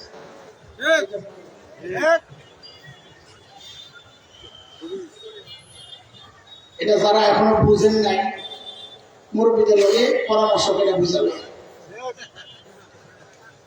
আল্লাহ হযরত সাঈদ যখন বললেন সব দিয়ে দাও, বলতো সাথে সাথে দিয়ে সব দিয়ে দিস। দুধ এই সমস্ত কথাবার্তা জামাইয়ের বউরে কারবার দেখে অবাক হয়ে তাকায় আছে, আরে কই আসলাম, এরা মানুষ না ফেরেশতা, কোন দুনিয়ায় আসলে? দ্রুত ফেরত গেছেন মদিনা, যা হযরত ওমরকে বলছেন আমাকে কই পাঠাইছেন, এত মানুষ না, ওই তুমি কিন্তু কি ফেরেশতা। আল্লাহু আকবার। হযরত ওমর পুরো ঘটনা শোনার পর আনন্দে এতটা আন্দোলিত হয়েছে, হায় হায়, হযরত ওমর সাথে সাথে বললেন এই কাফেলা রেডি কর, আমার সাইডে দেখতে সিরিয়া যা। এই জমানা না যে ফোন দিছেন একটা টিকিট লাগবে, বাস মোবাইলে টিকিট পাঠিয়ে দিস, হুজুরে কয় ইয়া লাগবে, ভোটার আইডি লাগবে, তো ভোটার আইডি পাঠিয়ে দিছি, ট্রাভেলসে পাঠিয়ে দিছি, বেটার টিকিট পাঠিয়ে দিছি, মোবাইলে এয়ারপোর্টে দেখাইছি, বোর্ডিং পাস দিয়ে দিছে, প্লেন তো চটকে আসছে। ওই যুগ দূরের সফরের জন্য অনেক প্রস্তুতি দরকার, শত শত মাইল দূর। ওমরের মতো মানুষ মদিনা ছাড়াটাও তো ছিল রিস্ক, কিন্তু হযরত ওমরের দিলটা এতটা আলোড়িত হয়েছে, সাইদকে দেখার জন্য অস্থির হয়ে আছে। সাইয়েদনা ওমরের কাফেলা যখন হিমসে ঢুকে, গোটা হিমস যেন ভেঙে পড়ে, চারদিক থেকে হাজারো মানুষ ছুটে ছুটে আসছে। কেন? আহারে মদিনা থেকে আমাদের আমিরুল মুমিনিন আসতেছেন, আল্লাহর নবীর শ্রেষ্ঠ সাহাবী আসছে এক নজর দেখার জন্য। হাজারো মানুষ বসা, হযরত ওমর বসা, পাশে সাঈদ ইবনে আমের। হযরত ওমর চিন্তা করলেন এত মানুষ, এই সুযোগে একটু পরীক্ষা করে নেওয়া যাক সাঈদকে। আমি তো ভালো জানি, কিন্তু জনগণ কি বলে, একটু পরীক্ষা করে নেওয়া যাক। ডাক দিয়া জানতে চাইলেন, ও হিমসের মানুষ, তোমাদের গভর্নরের বিরুদ্ধে কারো কোনো অভিযোগ থাকলে দাঁড়ায় যাও।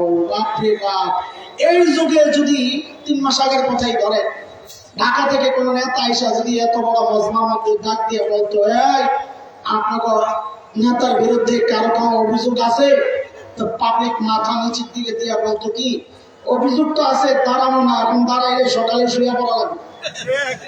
সত্যি কথা। কিন্তু ইসলামী শাসনের সৌন্দর্য জনগণের কথা বলার অধিকার ছিল। হযরত ওমর যখন বললেন কারো কোনো অভিযোগ আছে, ওই কোণা থেকে বুড়া দাঁড়ায় গেছে, আছে আছে। একজন যেই দাঁড়াইছে, মানুষের স্বভাব হলো অনুকরণ প্রিয়, মানুষ দেখে দেখে কাজ করে। আপনি রাস্তার মাঝখানে দাঁড়ায় আর ঘাটটা ব্যথা করতেছে, এই ওপরের দিকে তাকায় দেখে কিছুক্ষণ ঘাটটা ব্যথা করতেছে, দেখবেন যারা পাশ দিয়ে যাবে অধিকাংশ মানুষ দাঁড়ায় দেখবে আপনি কি দেখতেছেন। যে একজন দাঁড়াইছে সাথে সাথে আরো তিনজন, ওমর তো ফুলে চমকে গেছে, আমি কি কারবারটা কি, কারো দেখতে আসলাম এত ভালো মানুষ, এখন দেখি অভিযোগের শেষ নেই। তোমার বলেন, আচ্ছা বলেন বলেন দেখি কি সমস্যা, বলে সমস্যা, বলে অভিযোগ, বলে। আল্লাহ কি ভয়ঙ্কর অভিযোগ, খেয়াল করে। আমিরুল মুমিনিন আমাদের গভর্নর না, মাসে একদিন অফিসে আসে না। মাসে কয়দিন? একদিন। আর আমরা তো সপ্তাহে ছুটি কাটাই দুদিন, আবার পূজার বন্ধ আছে, আবার দুনিয়ায় আগমন দিবস আছে, দুনিয়া থেকে বিদায় দিবস আছে, দেশে আসার দিবস আছে, দেশ থেকে পালানোর দিবস আছে, আরো কত দিবস, দিবস খালি বাড়তি আছে বাড়তি আছে। 20 বছর পরে না জানি বউ সারা দিবস একটাই দিবস যেমনি বাড়তেছে কেন। আল্লাহ হযরত ওমর তো রাগ হয়ে গেছে। সাইদ জবাব দাও, কেন তুমি মাসে একদিন অফিসে আসো না? আসামির কাঠ পড়ায় আল্লাহ নবীর সাহাবী হিমসের গভর্নর কি হওয়ার কথা ছিল? সময় সারার জন্য তো একজনে সময়ের সারা হবে। কিন্তু আসামির কাঠ পড়ায় দাঁড়ায় বলছেন কেন একদিন অফিসে আসে না? দাঁড়ায় বলছেন আমিরুল মুমিনিন, আপনি তো জানেন আমি গরিব মানুষ, এই যে আমার গায়ে 2 টুকরা কাপড় দেখছেন, একটা লুঙ্গির মতো করে পরা আর একটা চাদরের মতো করে জড়ানো, আমিরুল মুমিনিন আমার না এই 2 টুকরা কাপড় ছাড়া কোনো কাপড় নাই। আরে অফিসে একদিন কেন আসো না সেটা না বললাম। বলে আমিরুল মুমিনিন এই 2 টুকরা কাপড় পরতে পরতে পরতে পরতে 1 মাস পরি দুর্গন্ধ হয়ে যায়, নিজেরও কষ্ট হয়, যারা আসে তাদেরও কষ্ট হয়, তাই মাসে একবার উপরেরটা ধুয়ে দেই, শুকায় গেলে নিচে পরি, নিচেরটা ধুয়ে দেই, শুকায় গেলে উপরে জড়াই। আমিরুল মুমিনিন এই কাজটা করতে করতে বেলা একটু উপরে হয়ে যায়। আমি আসি না এই কথা ঠিক না, আসি একটু দেরি হয়, ওই হয়তো সকালে এসে আমার না পাইয়া ভাবছেন আমি আসি না, আসি। হযরত ওমর তো বুঝে গেছেন অভিযোগের ধরন কি, এই নিয়ে অভিযোগ। ঠিক আছে, দাঁড়াইছে যেহেতু আরো শুনি, বলেন আপনার কি সমস্যা? 2 নম্বর। ও আল্লাহ, 2 নম্বর জনের অভিযোগ আরো মারাত্মক। কি সমস্যা? বলে আমিরুল মুমিনিন আমাদের গভর্নররা দিনে তো পায়, বেটারে রাতে পাই না। কি ডিউটি লইছে, রাতেও সময় দেওয়া লাগবে, যেমন অবস্থা। তারপরেও ইসলামী শাসন ব্যবস্থার সৌন্দর্য এটা। হযরত ওমর তো রাগ হয়ে গেছেন। সাইদ জবাব দাও, কেন তোমাকে রাতে পাওয়া যায় না? আহা, ছিল কি হইল কি শোনাইতেছি না, মনে আছে? ছিল কি, যারা সফরে গেলেও বগলের তলে করে মুক্তি নিয়ে যাইতো যেন পূজা মিস না। সেই মানুষ কোরআনের ছয় এখন কি বলে শোনান, কেন রাতে পাওয়া যায় না? হযরত সাইদ জবাব দেন, আমিরুল মুমিনিন কাসমতু হায়াতি বাইনা রাব্বি ওয়া বাইনা ইবাদি। আমিরুল মুমিনিন জীবনটারে 2টা ভাগ করছি। এক ভাগ রাতটা আমি আমার মালিককে সময় দেই, দিনটা মালিকের বান্দাদেরকে সময় দিই। মালিকের জন্য আলাদা টাইম বরাদ্দ।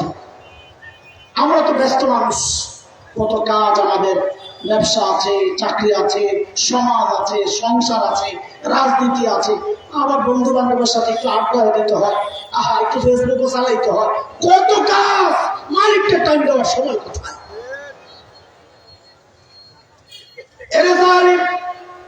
আমি আর তুমি ছাড়া দুনিয়ার সব মালিককে টাইম দেয়। ওই একটা গাছের দিকে তাকায় দেখো না, কি মনে হয় গাছটা বুঝি এমনি দাঁড়ায় আছে?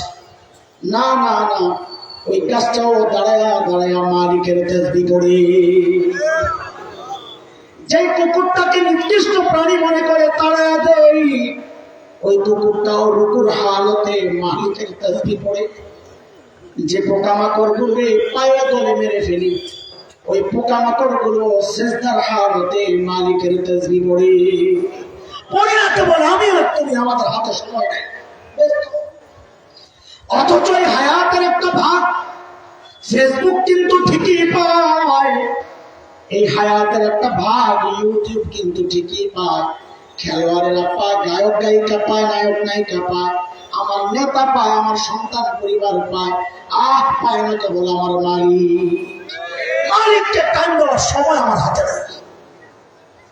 কসম আল্লাহ, সময় একদিন আসবে, সেদিন চিৎকার করে শুধু কাঁদতে হবে আর বলতে হবে, ইয়া লাইতানি কদ্দামতু লিহায়াতি। আরে সময় মতো যদি একটু পুঁজি বানায় আসতাম, তো আজকে বাম হাতে আমলনামা নিয়ে জাহান্নামে যাওয়া লাগে না।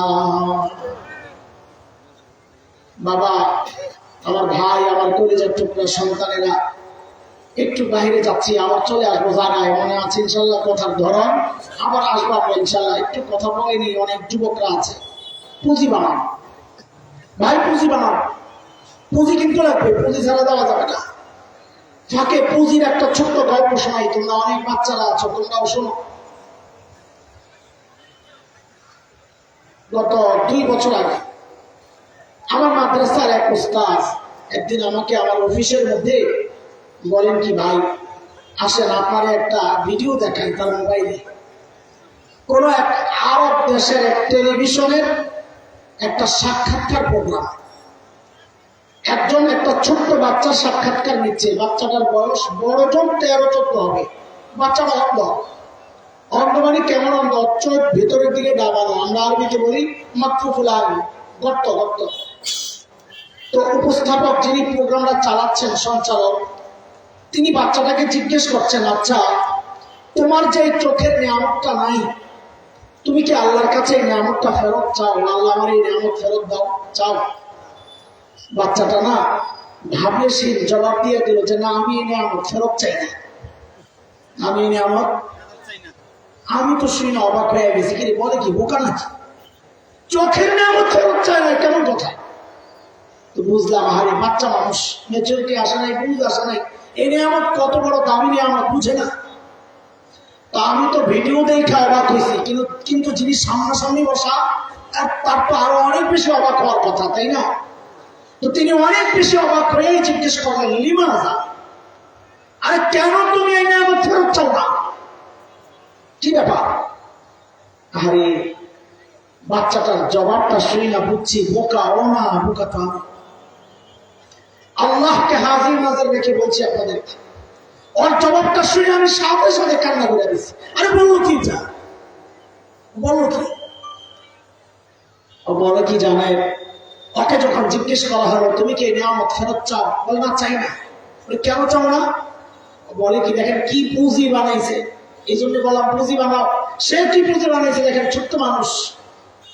সে বলে কি জানে, হাসরের মাঠে যখন বিচার শুরু হয়ে যাবে, যখন একে একে ডাক পড়বে, যখন আমার সিরিয়াল আসবে, আমার ডাক পড়বে, তখন দুনিয়ায় আমি নিয়ামতটা এই জন্য চাই নাই, রেখে দিছি, সেদিন যেন আমি আমার মালিকের সামনে নত জানু হয়ে বলতে পারি, ও আমার মালিক, ও আমার মালিক, দুনিয়ায় তো তুমি আমার এই নিয়ামতটা দেও নাই, ও মালিক, এই উসিলায় কি আজকে আমার আযাবটা একটু কমায় দেওয়া যায় না? আমি কাঁদতেছিলাম, ঠিক উল্টা চিন্তা করি যে আরে আমাকে যদি আমার রব ঠিক উল্টা প্রশ্নটা করেন, তা আমি কি জবাব দিব?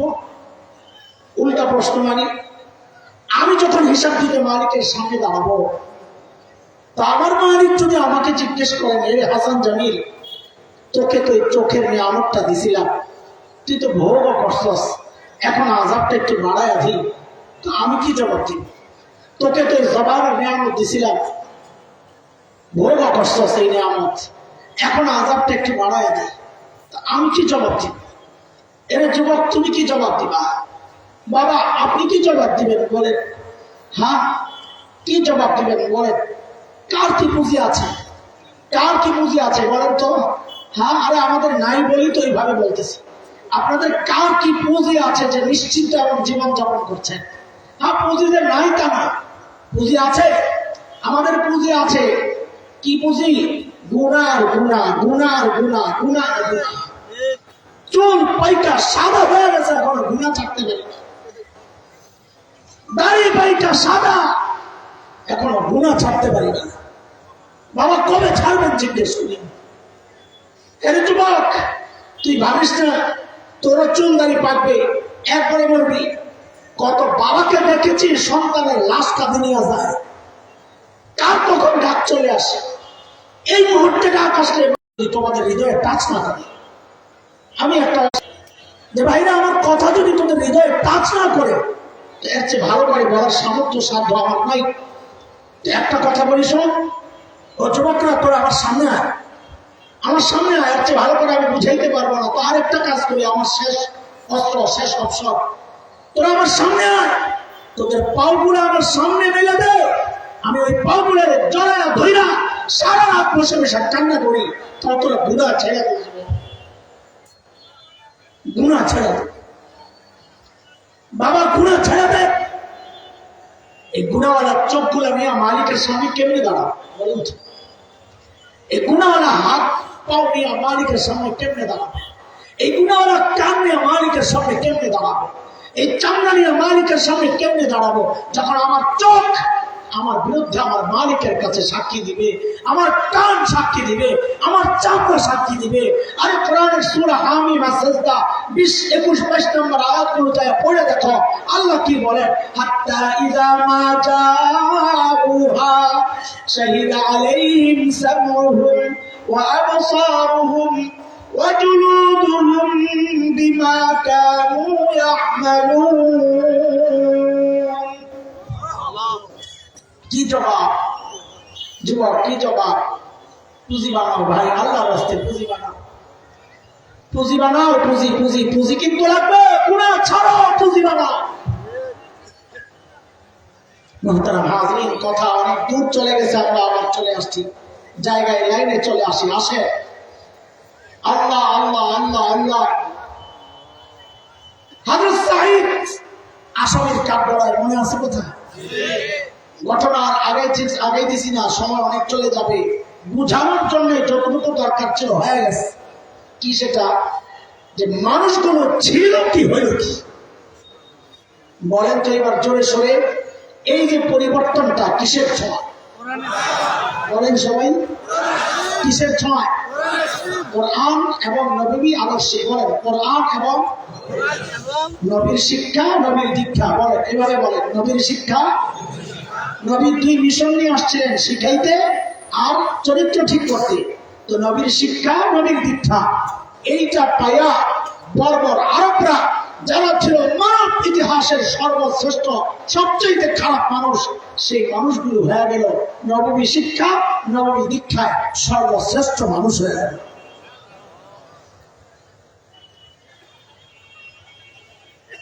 আপনাদের প্যাকেট কয়টা ছিল?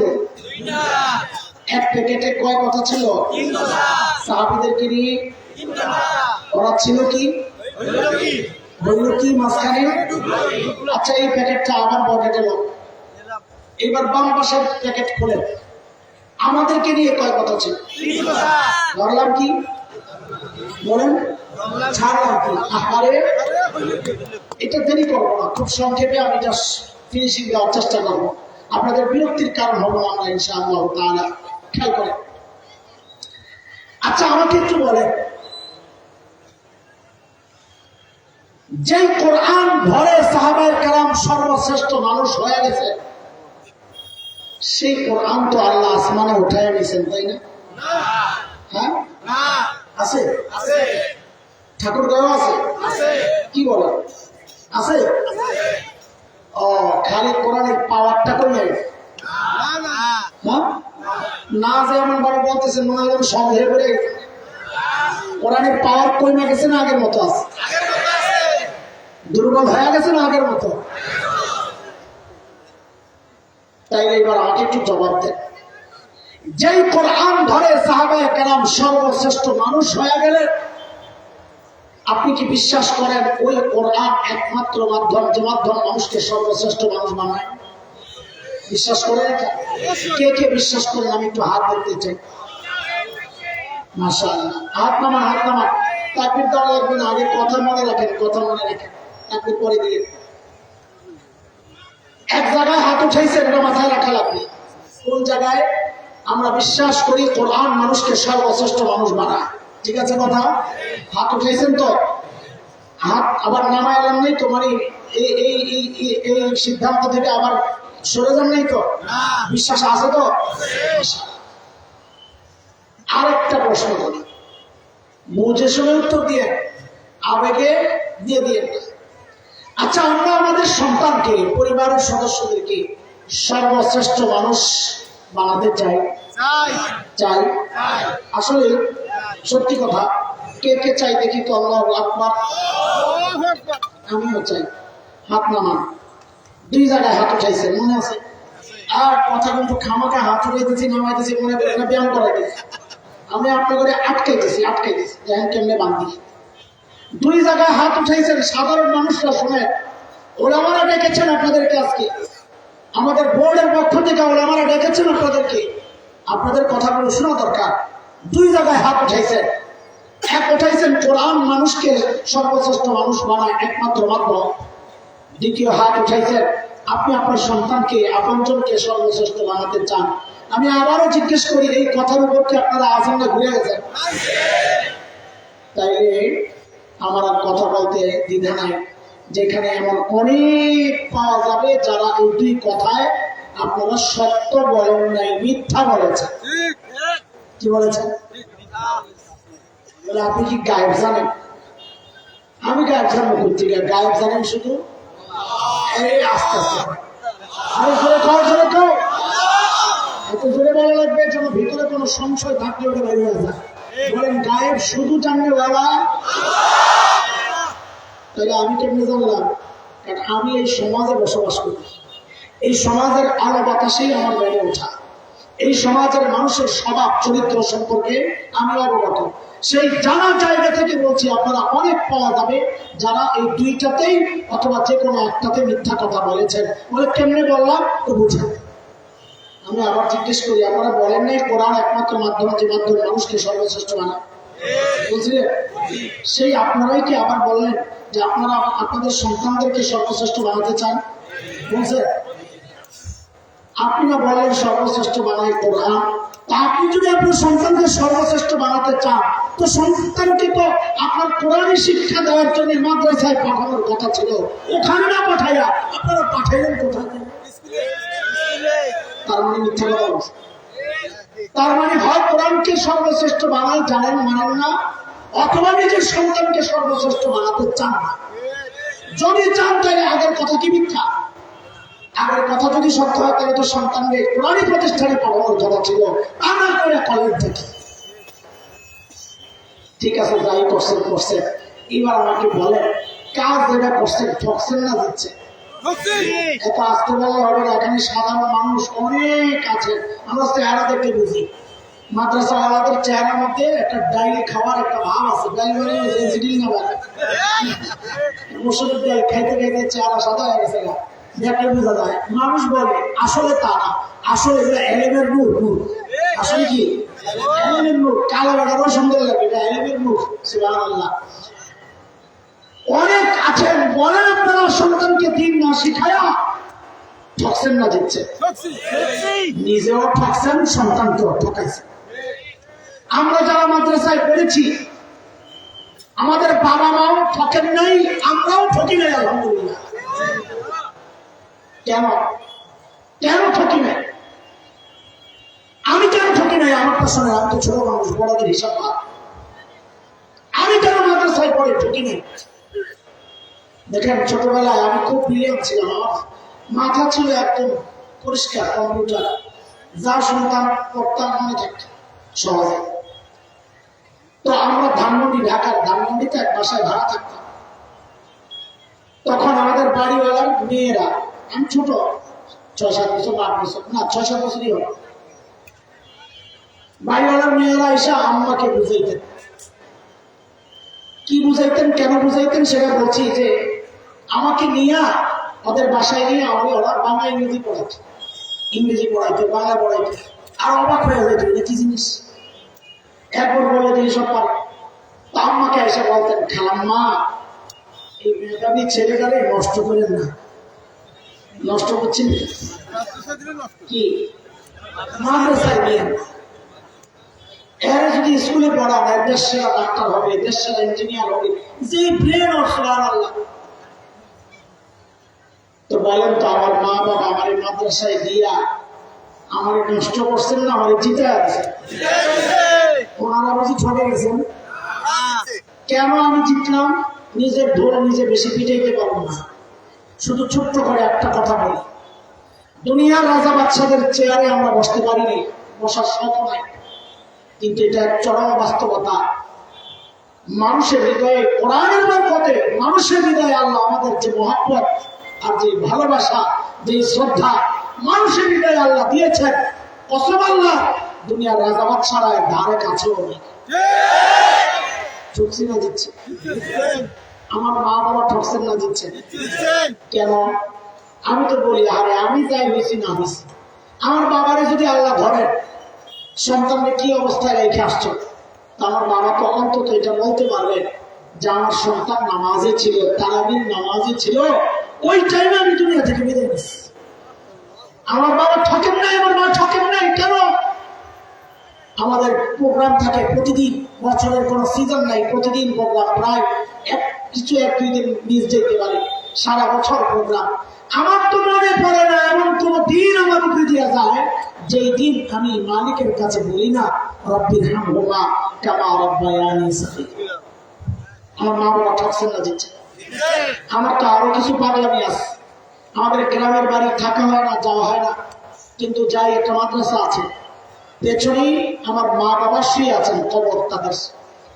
এত ব্যস্ততার মধ্যে মাঝে মাঝে পড়বো না গ্রামের বাড়িতে কুমিল্লাতে, সেখানে যায় মা বাবার পাশাপাশি শোয়া, সেখানে যায় একদম বাচ্চাদের মতো কারবার করি, ওনাদের দুইজনের মাথার কাছে যায় বসি আর ভাবি হাইরে এখন তো চাইলেই আর মাথাটা একটু টিপা দিতে পারবো না, এখন তো চাইলে একটু পাটা টিপা দিতে পারবো না, পোলাপান সময় থাকতে থাকতে নিজের জান্নাতটা বানিয়ে দিল। হ্যাঁ, বসে বসে বলি এখন তো কিচ্ছু করার নাই, তো কি করি? কিছুক্ষণ বসে বসে কোরআন আর কারীমের তিলাওয়াত করছি। তিলাওয়াত করে ওঠার সময় শুধু আল্লাহকে বলি, ও আল্লাহ দুনিয়া থেকে যাওয়ার সময় যারা আমাকে তোমার সাথে জুড়ে দিয়ে গেছে, ও আল্লাহ আজকে যেন তারা তোমার রহমত থেকে বিচ্ছিন্ন না হয়। রাব্বির হামহুমা কামা রাব্বায়ানি সগীরা। বলেন ঠিক করে চিৎকার করে আমার মা বাবা ঠকছেন না দিচ্ছে? আলহামদুলিল্লাহ আমরা মাদ্রাসায় পড়ে ঠকি নাই, আমাদের মা বাবাও ঠকেন নাই, আমরাও জিতে গেছি, আমাদের মা বাবাও জিতে গেছেন। এবার আপনাদেরটাই আসি। আমি শুরুতেই বলেছি আপনাদেরকে কষ্ট দেওয়ার জন্য কথাগুলো বলছি না, কথাগুলো বলার উদ্দেশ্য আপনাদের হৃদয়ে আফসোসের আগুন জ্বালানো।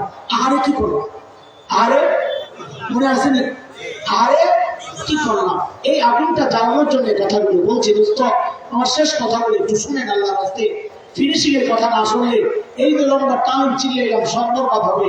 আসল কথায় তো কেবল আসলাম, বাকি সময় নিব না, 5-10 মিনিট লাগবে না, 5-6 মিনিটের মধ্যে শেষ করবো ইনশাআল্লাহ তাআলা। আপনারা যারা সন্তানকে দিন শিখান নাই, আল্লাহর কসম খায়া বলছি আপনারাও ঠকেছেন, সন্তানকেও ঠকেছেন। কেন কেন এবার এটা শোনো, দিল থেকে তো ঠিক বলেন নাই, তাও আমরা বুঝি। দিল থেকে মনে মনে না মুন্সি বানাম, মানুষের কাছে চায় চাইয়া খাইব, ইমান তো হারায় না। সর্বোচ্চ সে কারো কাছে চাইছে, কিন্তু ইমান তো হারায় না। আপনার সন্তান কারো কাছে চায় না, কিন্তু খবর নিয়ে দেখেন সে ইমান ওয়ালা না, তার হৃদয় থেকে ইমানটা বের হয়ে গেছে। কেন ঠকাইছেন একটু শুনে, কেন আপনারা ঠকেছেন? সন্তানেরটা পড়ে আপনি নিজেও ঠকেছেন। কেন? মৌলবীর কথা না, এটা পত্রিকাওয়ালাদের রিপোর্ট। পত্রিকাওয়ালারা বলেছে উচ্চ শিক্ষার হার যত বাড়ছে, উচ্চ শিক্ষা মানে মাদ্রাসা শিক্ষা, জেনারেল শিক্ষা, কিন্তু আপনাদের ওই চিন্তা ভুল। উষা কি উপরে নামিছে? উঁচু কোন জায়গায়? উপরের দিকে না নিচের দিকে? মাদ্রাসা শিক্ষা কোরআন নির্ভর শিক্ষা। এই কোরআন আসছে উপরের দিক থেকে না নিচের দিক থেকে? তো কোরআন শিক্ষা যেটা উপর থেকে আছে ওইটা উচ্চ শিক্ষা না, জমিনে যেটা সৃষ্টি হয়েছে ওইটা নাম হচ্ছে উচ্চ শিক্ষা। সব উল্টা পাল্টা। আসল উচ্চ শিক্ষা মাদ্রাসা। হিংসা লাগে, ঠিকটা ধরে বললেন না যে আসল উচ্চ শিক্ষা মাদ্রাসা শিক্ষা। পত্রিকাওয়ালাদের রিপোর্ট, উচ্চ শিক্ষার হার যত বাড়ছে, জেনারেল শিক্ষা, সন্তানের সাথে মা বাবার দূরত্ব তত বাড়ছে। কতটা কি মিথ্যা? সন্তানকে বড় শিক্ষিত বানাইছেন, আপনার এইটা দেখে আমার এটা দেখা গেছে না। ঠিক। 2 নম্বর উদাহরণ দিচ্ছি কেন ঠকেছেন। গত 2 বছর আগে ঈদের দিন একজন আমাকে একটা ভিডিও পাঠাইছে, বৃদ্ধাশ্রমের ভিডিও। ও বাবারা, ও মায়েরা শুনো, বৃদ্ধাশ্রমের ভিডিও পাঠাইছে। বৃদ্ধাশ্রমের যে বুড়া বুড়ি সাধারণ কোন ফ্যামিলির না, উচ্চ ফ্যামিলি, হাই সোসাইটি, অনেক বড় শিক্ষিত, বড় বড় চাকরি করছে। আজকে বুড়া বয়সে বৃদ্ধাশ্রমে সাংবাদিকরা যায় প্রশ্ন করতেছে, ঈদের দিন একটু ফিনি টিনি খাইতেছে, যায় না ভিতরে, দেখি মাইক্রোফোন নিলে মনের দিকে তাকায় এলাম। আবার সাংবাদিক ওদিকে যায়, বিব্রত, সরব, কষ্ট। আমি লক্ষ্য করছি অধিকাংশের চোখ থেকে ঝরঝর করে পানি পড়তেছে। বিশ্বাস করেন, আমি তো মানুষ, ঈদের দিনে বুড়া মানুষের কষ্ট দেখে আমারও চোখ দিয়ে পানি আসছে। কিন্তু কিন্তু একটা জিনিস কল্পনা করে গর্বে আমার বুকটা ফুলে গেছে। সেটা কি জানেন? ওই যে সাক্ষাৎকার দেওয়ার সময় একজন বুড়িও বলেন নাই আমি হাফেজের মা, একজন বুড়াও বলেন নাই আমি আলেমের বাবা। শুধু বলে আমি ইঞ্জিনিয়ারের মা, আমি ডাক্তারের বাবা, আমার ছেলে ইউরোপ থাকে, আমেরিকা থাকে, আমার এখানে ফালায় রাখছে। কেন বলেন নাই হাফেজের মা? কেন বলেন নাই আলেমের বাবা? কারণ কোন আলেম, কোন হাফেজ বাবাকে বৃদ্ধাশ্রমে রাখতে পারে না।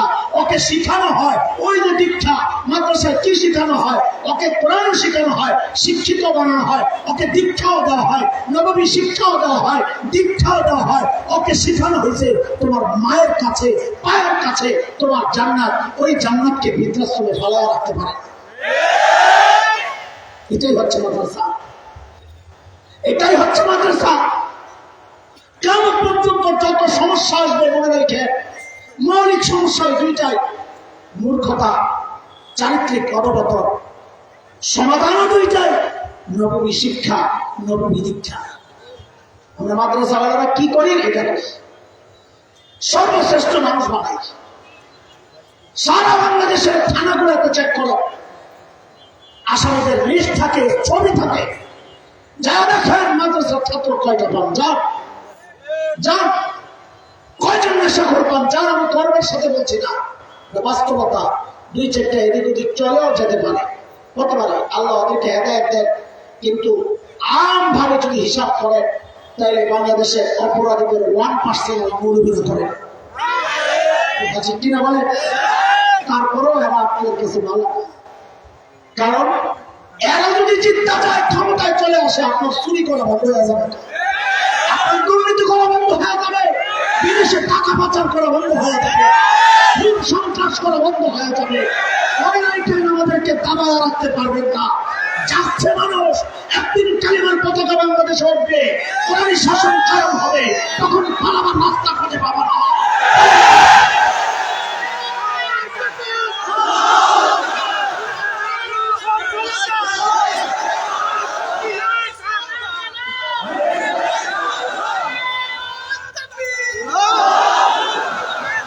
শেষ কথা, আসল দুর্ভাগ্য তো রয়ে গেছে, এখন আসল বিপদ রয়ে গেছে এখনো সন্তানকে যারা দিন শিখান নাই। কোথায়?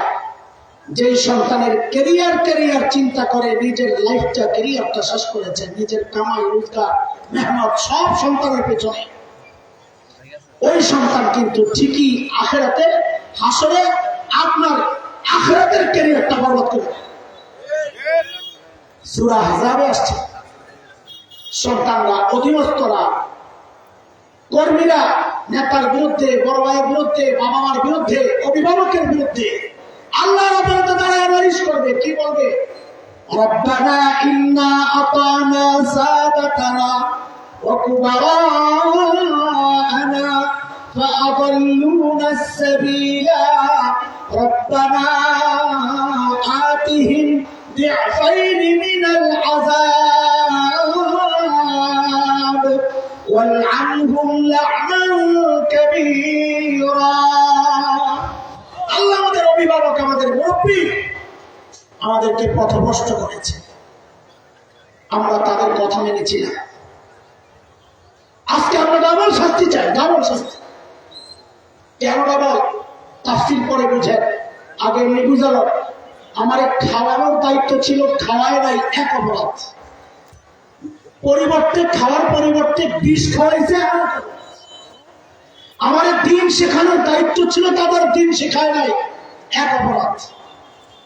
দিন শিখায়া আমাকে নাস্তিকতার দিকে ঠেলে দিয়েছে, আরেক অপরাধ। আল্লাহ, আমি এই দুই অপরাধের কারণে তাদের ডাবল শাস্তি চাই। আপনি তো রহমান রহিম, আপনার তো দয়া মায়া, বাংলার কান্নাকারি দেখলে তো আবার ছাইয়া দিবেন, ছাইয়া দিতে পারেন, দয়া করতে পারেন। এই জায়গায় আমি কোনো দয়া প্রত্যাশা করি না। ও লানান কাবীরা, এদেরকে আপনার রহমত থেকে দূরে, বহু দূরে সরায় দেন। আরে যে সন্তান দোয়া করার কথা ছিল, রব্বির হামহুমা কামা রাব্বায়ানি সগীরা, সেই সন্তান এখন বলছে ওয়াল আনহুম লানান কাবীরা, এদেরকে আপনার রহমত থেকে দূরে সরায়। ঠকছেন না, যাচ্ছেন না। তারপরও গর্ব আপনাদের, আমরা ফিরে গেছি। তারপরও গর্ব আপনাদের, আমরা মৌলবীরা ঠকে গেছি। এই মুখে মুখে গর্ব করতে থাকে, দিলে দিলে গর্ব আমাদের। আপনারা গর্ব চাই করে, আমাদের গর্ব আমরা যে শিক্ষায় শিক্ষিত, এই শিক্ষার গোড়ায় মুহাম্মদুর রাসূলুল্লাহ সাল্লাল্লাহু আলাইহি ওয়াসাল্লাম। আমরা বেফাকুল মাদারিসুল আরাবিয়ার পক্ষ থেকে আসছি। আমাদের মাদ্রাসাগুলো এই দুইটা জিনিসের উপরে মেহনত করতেছে। নবী জাহেল আরবদেরকে যেই দুই মিশন আর মেহনত দিয়া সর্বশ্রেষ্ঠ মানুষ বানাইছেন, প্রত্যেকটা কম মাদ্রাসায় ওই দুইটা মেহনতই চলে। জাহালত দূর করা হয়, ওকে শিক্ষিত করা হয়, আর হচ্ছে ওর চারিত্রিক সমস্যাগুলো ওস্তাদরা বুঝায়া বুঝায়া তাকে আমল দিয়া দিয়া তাকে সংশোধন করে দেন। এই দুই শিক্ষা এবং দীক্ষা নিয়ে একটা কওমি মাদ্রাসার ছাত্র মাদ্রাসা থেকে বের হয়। এই জন্য আপনাদের কাছে আমাদের উদাত্ত আহ্বান, আপনার সন্তানকে আর যাই পড়ান, একটু দ্বীনি শিক্ষার সাথে যোগাযোগ করা দিয়ে, একটু কোরআনী শিক্ষায় তাকে ধন্য করে, নিজেও থাকবেন না, সন্তান থাকবে না। এই সন্তান আপনার আখিরাতের মুক্তির ওসিলা হবে ইনশাআল্লাহ তাআলা। আল্লাহ তাআলা আমাদের বেফাকুল মাদারিসুল আরাবিয়াকে আল্লাহ তাআলা কবুল করেন। সারা দেশের ওলামাদের ঐক্যের একটা প্ল্যাটফর্ম হিসাবে আল্লাহ বানায়া দেন। বিশেষ করে এই উত্তরবঙ্গে অবহেলিত অঞ্চল, বাংলাদেশের সবচেয়ে অবহেলিত অঞ্চল, এই অঞ্চলগুলোতে আল্লাহ তাআলা বেফাকুল মাদারিসুল আরাবিয়ার বিপ্লব ঘটায়া দেন, যেন প্রত্যেকটা মাদ্রাসায় এর দাওয়াত পৌঁছে যায় এবং প্রতিটা এলাকায় যেন বেফাকের আওতার মাদ্রাসা তৈরি হয়। আল্লাহ কবুল করে। অন্যান্য বোর্ড যেগুলো আছে তাদেরকে আল্লাহ কবুল করেন। আমিন আমিন। ওয়া আখিরু দাওয়ানা আলহামদুলিল্লাহি রাব্বিল আলামিন। সুবহানাল্লাহ ওয়া বিহামদিহি সুবহানাল্লাহ। বসে আমাদের এই এত মাহফিলের এই বিশাল আয়োজনের যে মূল মানুষ, তার কিছু একটা কথা শুনলেন না, 2-3 মিনিট একটু বসেন, নাই অকৃতজ্ঞ